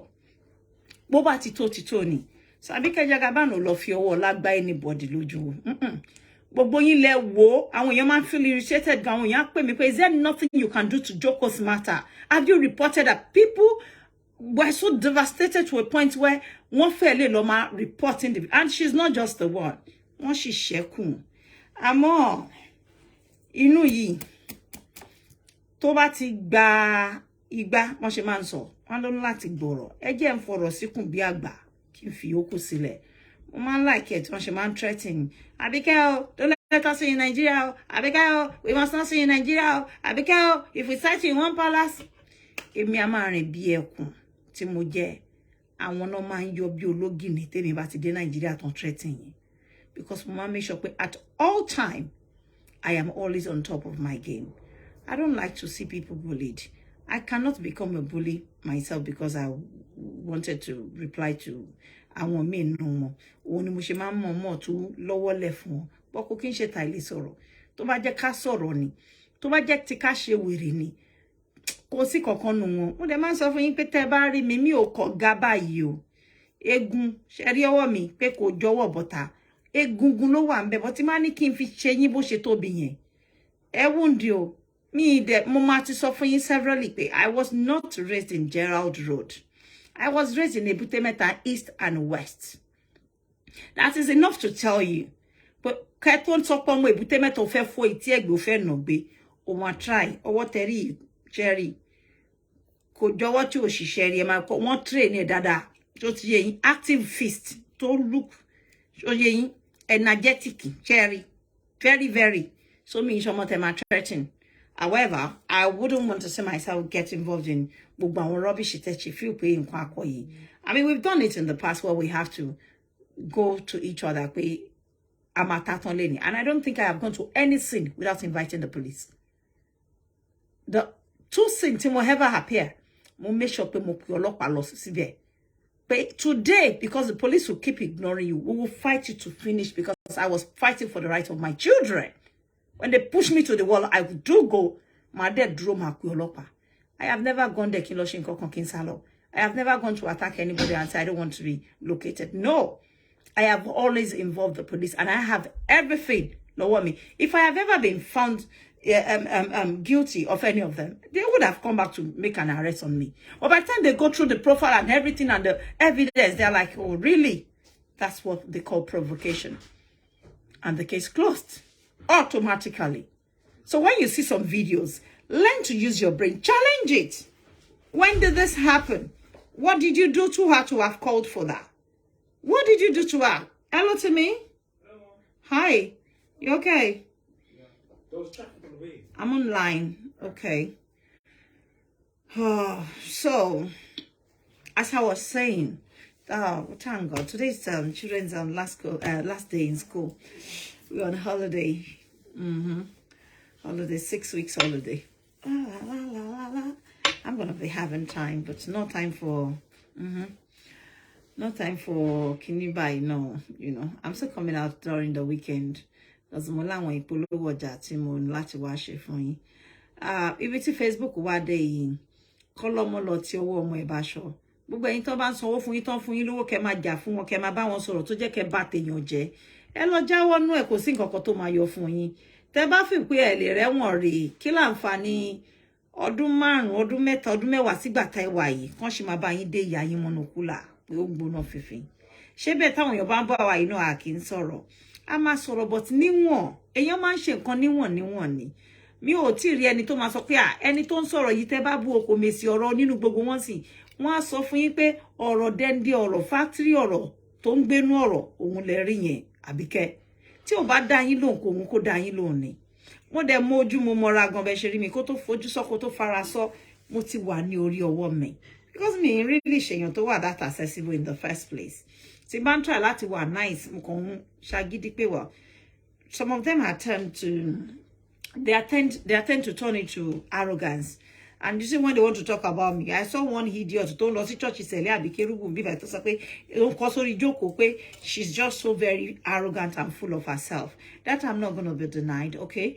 When you define class, it can be easily mistaken for being arrogance if you don't like the person, especially when your mind is abused. Of course, you will definitely see it as being arrogant, or we hate her. Emma Dalo, she's so arrogant, she's so proud. Because you don't like me, you can't see anything positive coming from me. But if you like me, you can talk with everybody. It's just our own nature. But because you don't like me, oh my, it's arrogant to you. Kiloro pe unjamo, etie kabusi. Ebo yin on me because eyin te wa London fake profile mostly. Timba ni pe ke gbe oju sita ki n face yin. Most of gbogbo yin ma sá lọ, ẹ ma sá wọ ìgbẹ́, àwọn òbí yín re, ẹ sá wọ ìgbẹ́ gidi. Timba ni pe mo ṣe tó pẹ̀lú pé ọ̀rọ̀ tẹ́ sọ ó yẹ yín náà bọ́ síbi ẹ wá gbé sí. Ẹ wọ ìgbẹ́ pẹ̀lú speed. Mi de ni fún yín size nǹkan tẹ́ gbé wá. Ibi tí mo ti máa ń ṣẹ̀yìn nìyẹn. Èmi ò mọ̀ kéèyàn fọ́ mi létí ẹyọ kan kó gbé ẹyọ kan lọlé. Tí bá fún ẹ mẹ́wàá má kà kí n pọ̀ jù. Má ro rárá. Tó bá dẹ̀ jẹ́ pé mẹ́wàá ló fún mi tí bá gbá ẹ ní ẹyọ kan á cover 100. Mo fi Ọlọ́run mi mean physical. Iná ọ̀rọ̀ ni mo ń sọ náà pé ìwọ tó wá sọ̀rọ̀ sí mi. Nǹkan tó bá bá lẹ́nu mi ni kí wọ́n náà manage kó mo lọ sílé. Ṣó yé yín.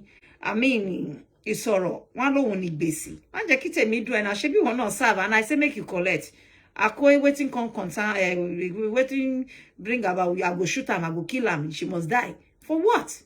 Why would you threaten life? Lórí ọ̀rọ̀ kò sọ̀rọ̀ mo sọ̀rọ̀. Ṣé yẹ kó lè tó yẹn ni? And you go to the problem you hate confrontations. When you go for people and they come back for you, you go gaga like afitebapa. And gbogbo recruiting yin, coalition yin yẹn kò débi kankan. Gbogbo yin ò kí ràn mí lágbájá gang fight recruit coalesce kò kàn èmi. Tèmi ni pé bẹ́ ṣe pọ̀ tó yẹn tí bá ti serve yin, ó máa go round bí bomb ni.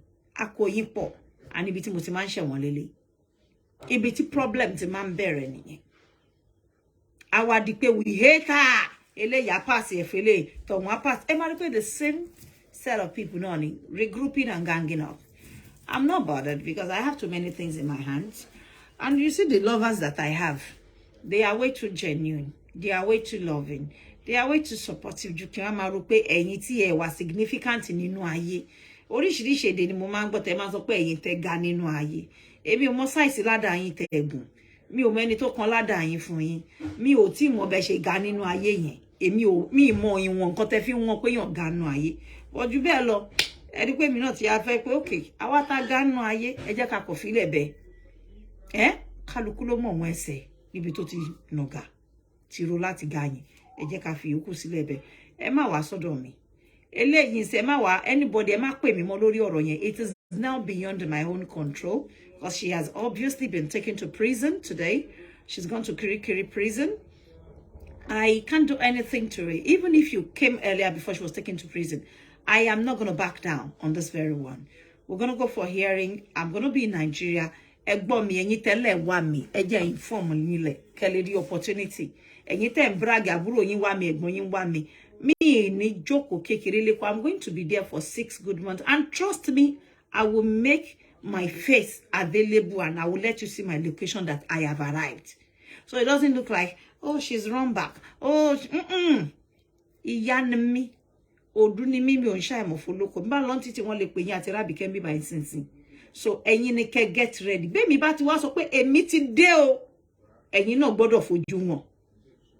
Tí n bá ti sọ fún pé ìyá yín ti dé o. Ẹni tẹ́ ẹ ránṣẹ́ pé ó ti dé tó dẹ̀ mọ̀ pé wọ́n ń pè mí kí n má wá èèwọ̀ ní fún èmi kí n má lọ. Ibi tó bá ní kí gbégbé má gbé ibẹ̀ ní gbégbé tèmi máa ń gbé. Ibẹ̀ lèmi máa fi ń ṣe lé máa takún síbẹ̀ ni. Ẹ̀yin wá ní kẹ́ má jẹ́ ọmọ aláìgbọràn. Bẹ́ẹ̀ mi bá ti láǹdì pé Abike ti dé. Ẹ̀yin tó kùnú ẹ̀ make ara yín available lẹ́yọ kankan pé àwa la pè é ó dá wa náà rí. Tó bá jẹ́ ká mú láti bẹ̀. Mo mọ ẹ̀tọ́ mi o. Mo mọ right mi. And I don't like to infringe on people's, right. mo máa ń like máa ra máa London mi jẹ́jẹ́jẹ́jẹ́ àmọ́ since tẹ́ ti sí mi débi pé okay ẹ fẹ́ ká máa gbéra wa lọ kóòtù ni ẹ ṣàṣìṣe ká dájọ́ kán dẹ̀ fi yín sáyé yín ẹ̀yin ló máa affect síbi yín ẹni tó bá ti báàgì criminal record ó ní iye iṣẹ́ tó lè ṣe ó lè ṣiṣẹ́ níbi gidi kankan mọ́ láyé ẹ̀ àwọn ọmọ ẹ̀ tó bá gbé gbàbọ̀ wọn náà ọmọ ìyá ẹlẹ́wọ̀n àwọn ọmọ bàbá ẹlẹ́wọ̀n in case you don't know the implication but for those people who tell pé ìwé ò jọ yín lójú care you don't even care about what your future holds or what your children's future holds.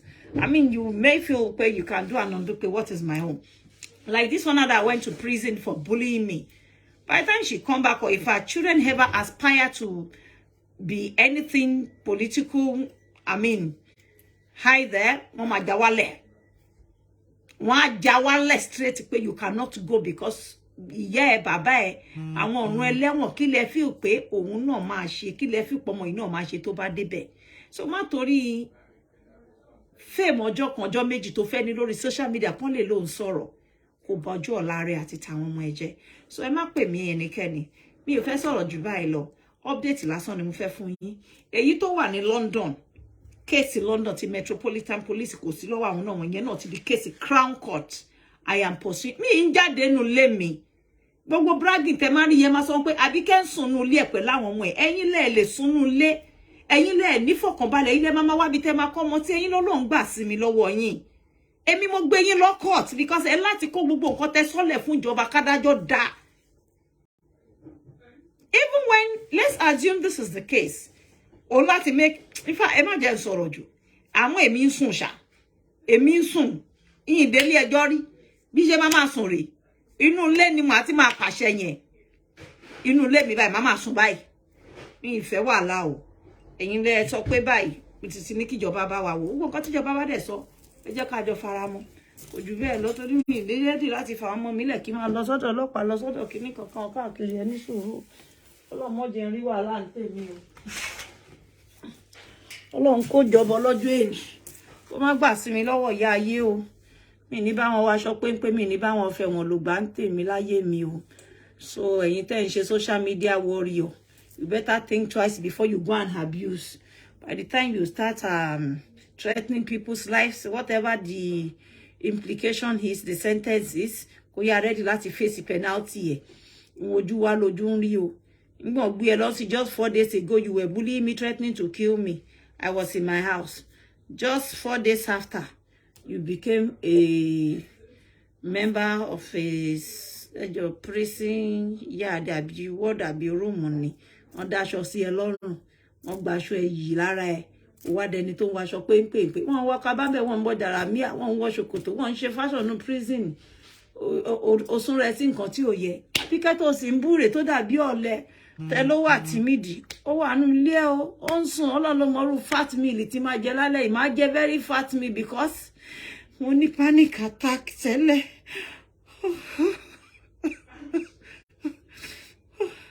ẹ̀yin fáǹsì mi. We need high malt. Oh, and you want me to find you high malt.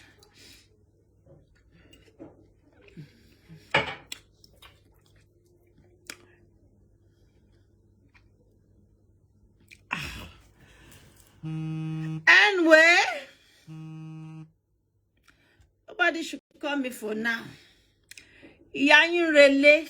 Again, lo wa fat meal tí máa jẹ lálẹ́ yìí oúnjẹ tí máa jẹ oúnjẹ dáadáa ni ní bá wọn wá sọ pé ayé ò ní ju ṣẹ̀kẹ̀ṣẹ̀kẹ̀ sí mi lọ́wọ́ àti sí mi lẹ́sẹ̀ wọn ní dá fáwọn ọmọ mi ní kò ní yẹ mí kò ní yà àwọn ọmọ yẹn Ọlọ́run ní jẹ́ kí ẹ̀wọ̀n ọwọ́ àti ẹ̀gbà ẹsẹ̀ burúkú kò ní yẹ kọ́kọ́ nù ràn mí olóyè ni mí nílùú olóyè ńlá èmi kẹ̀ ọ̀rọ̀ ló di adájọ́ wá fẹ́ wọn sílẹ̀ṣẹ̀ bí olú ìgbẹ́ kí lẹ fẹ́ fi jọ̀gbọ̀n ṣe láyé tí ẹ wá ẹni bá pààyàn adélé ẹjọ́ ẹni bá pààyàn adélé ẹjọ́ adájọ́ wá kẹ́ wọn sílẹ̀ṣẹ̀ fẹ́ wọn sí lọ́wọ́ bí olú ìgbẹ́ kí lẹ fẹ́ fi jàgídíjàgan ṣe láyé tí ẹ wá orí mi yìí orí adé ni èmi odidi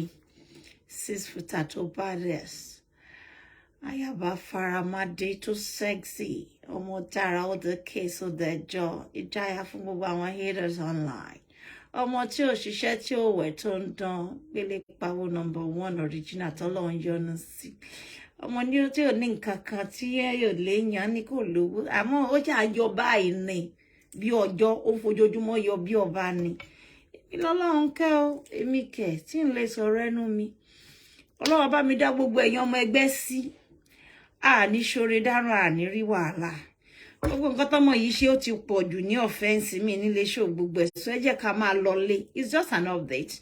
And for the people that are calling me to stop calling me because there's nothing I could do. And even after now, I don't think I have any intention of backing down. I'm never, ever going to back down on this.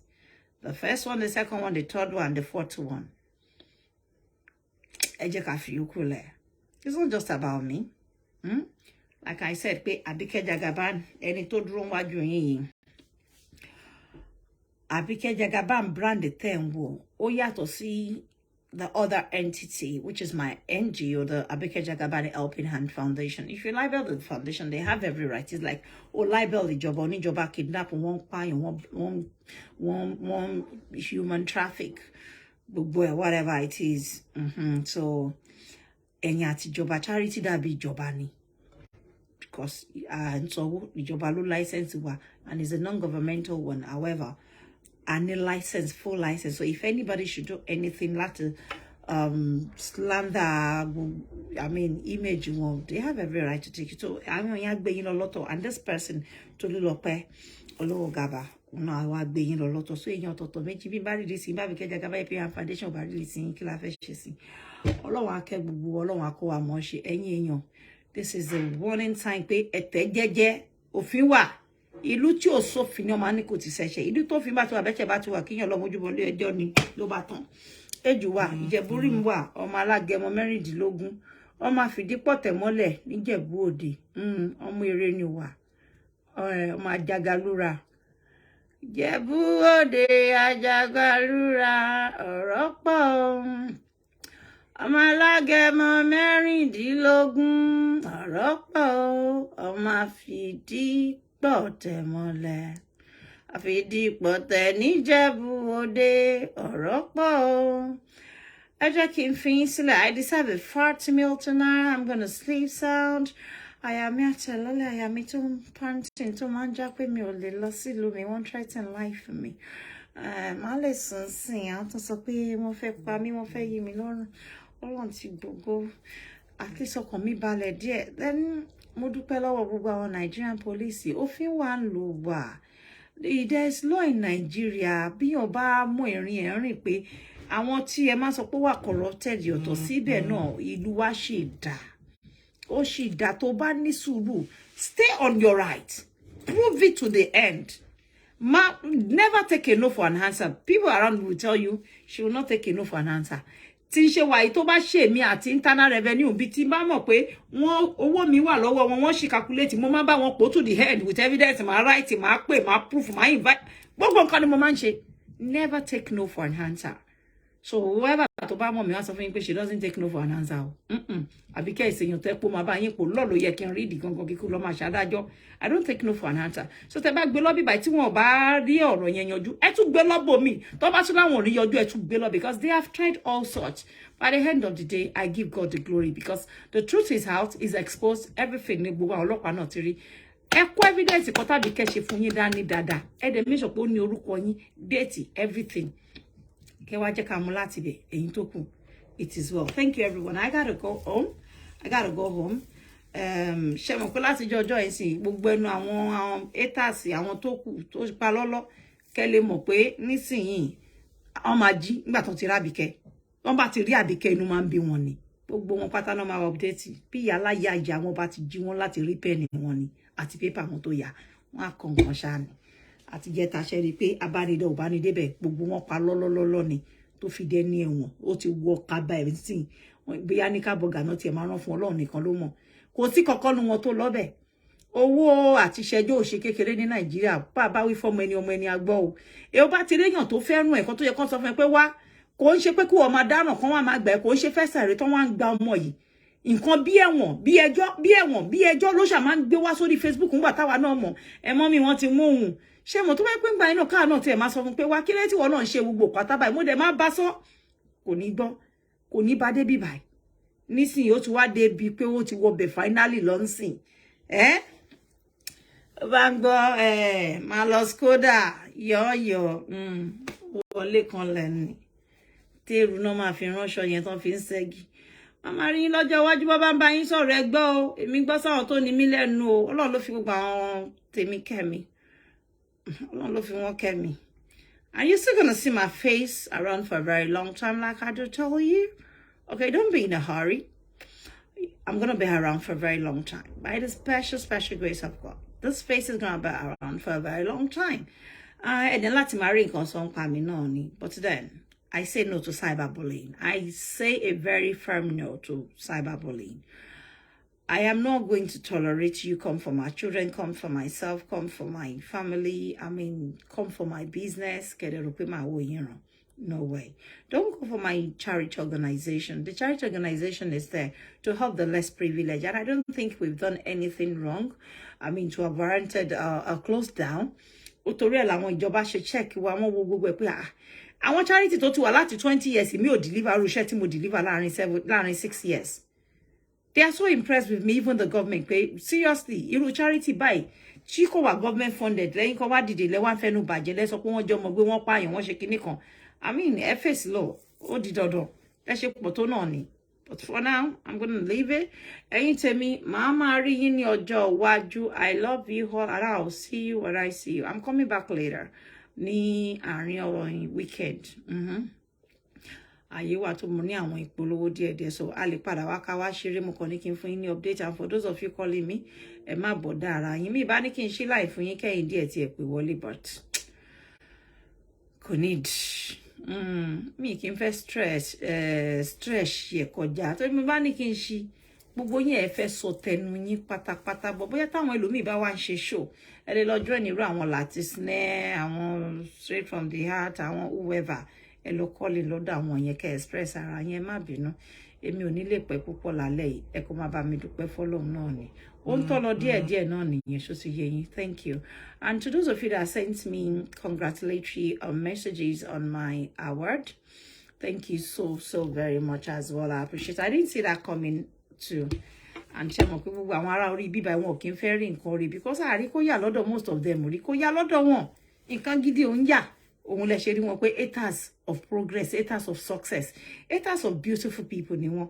Ordinary facial beauty yìí ó ń bí wọn nú. Structure bá rí báyìí pé I'm a 6 footer, why wouldn't they hate me? Ẹ jẹ́ ń dìde fún yín. Kẹ́yìn kó bá lọ nírú mi ní ẹni mi, iṣẹ́ ẹ̀ ní bínú ni. Ẹ ní bínú.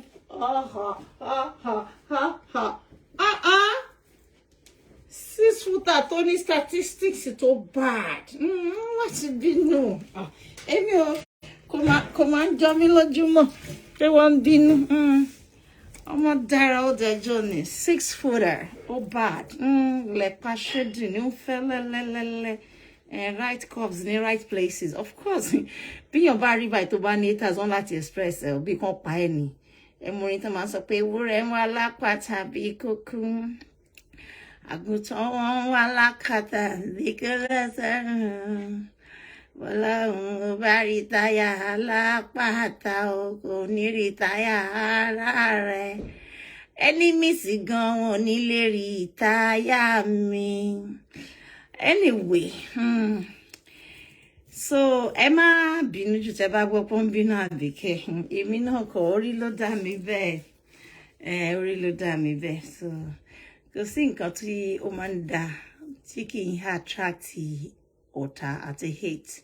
It is very normal. And it will only make one stronger if you know how to manage the situation. So I'm managing the situation well, and I'm hoping for a better future. ibire loke yimbe wari wa laita laismo be like. So, temi eshegoni pupo mo dupe lowo yin. So that is the story for today. Ele lo join àwọn tó kù kele ma gbọ́ ẹ̀kúnrẹ́rẹ́. Wọ́n bá nǹkan tèmi ní rí bó ṣe mọ̀ pa wọ́n lu ka sílé wa ní court. Anybody náà lè wà ńbẹ̀. Èmi ni kọ́kọ́ ni mo gbé lọ court leni. Ó tún ṣe same thing fún Frank Balle and so many other people. So ṣe tán bá ti ní more down. Àwọn kan wà 8 count, 7 count, 5 count. Tí ó ń ṣe yàn kan. You are renowned and around that character, and the moment you are renowned around that character, more need take you already with levity more. Causing or don't get one more. I'm for penalty straightening. Thank you. I'll see you all later. You all should have a wonderful evening. Enjoy your weekend, and I'll see you most likely tomorrow or Saturday again. Because now I advert mulati Bewaji takawaba want to make polo dear fast. Mo love me. I don't marry in the Joe. I gotta go finally now. Bye-bye. Which of my phone am I even using? Okay. I think it's a iPhone. It even looks dark. I don't like iPhone. I prefer my Android. Which one? Okay, to everybody that gave me star today, I'm also going to be appreciating you guys. Thank you. I'm super thankful. I appreciate you for all the time. This is just to encourage you on. And you see this, my style is piling up. Matuga. If you're a minerals, if you're a cook. More love on you. God bless you all. You all should have a wonderful evening. Bye-bye.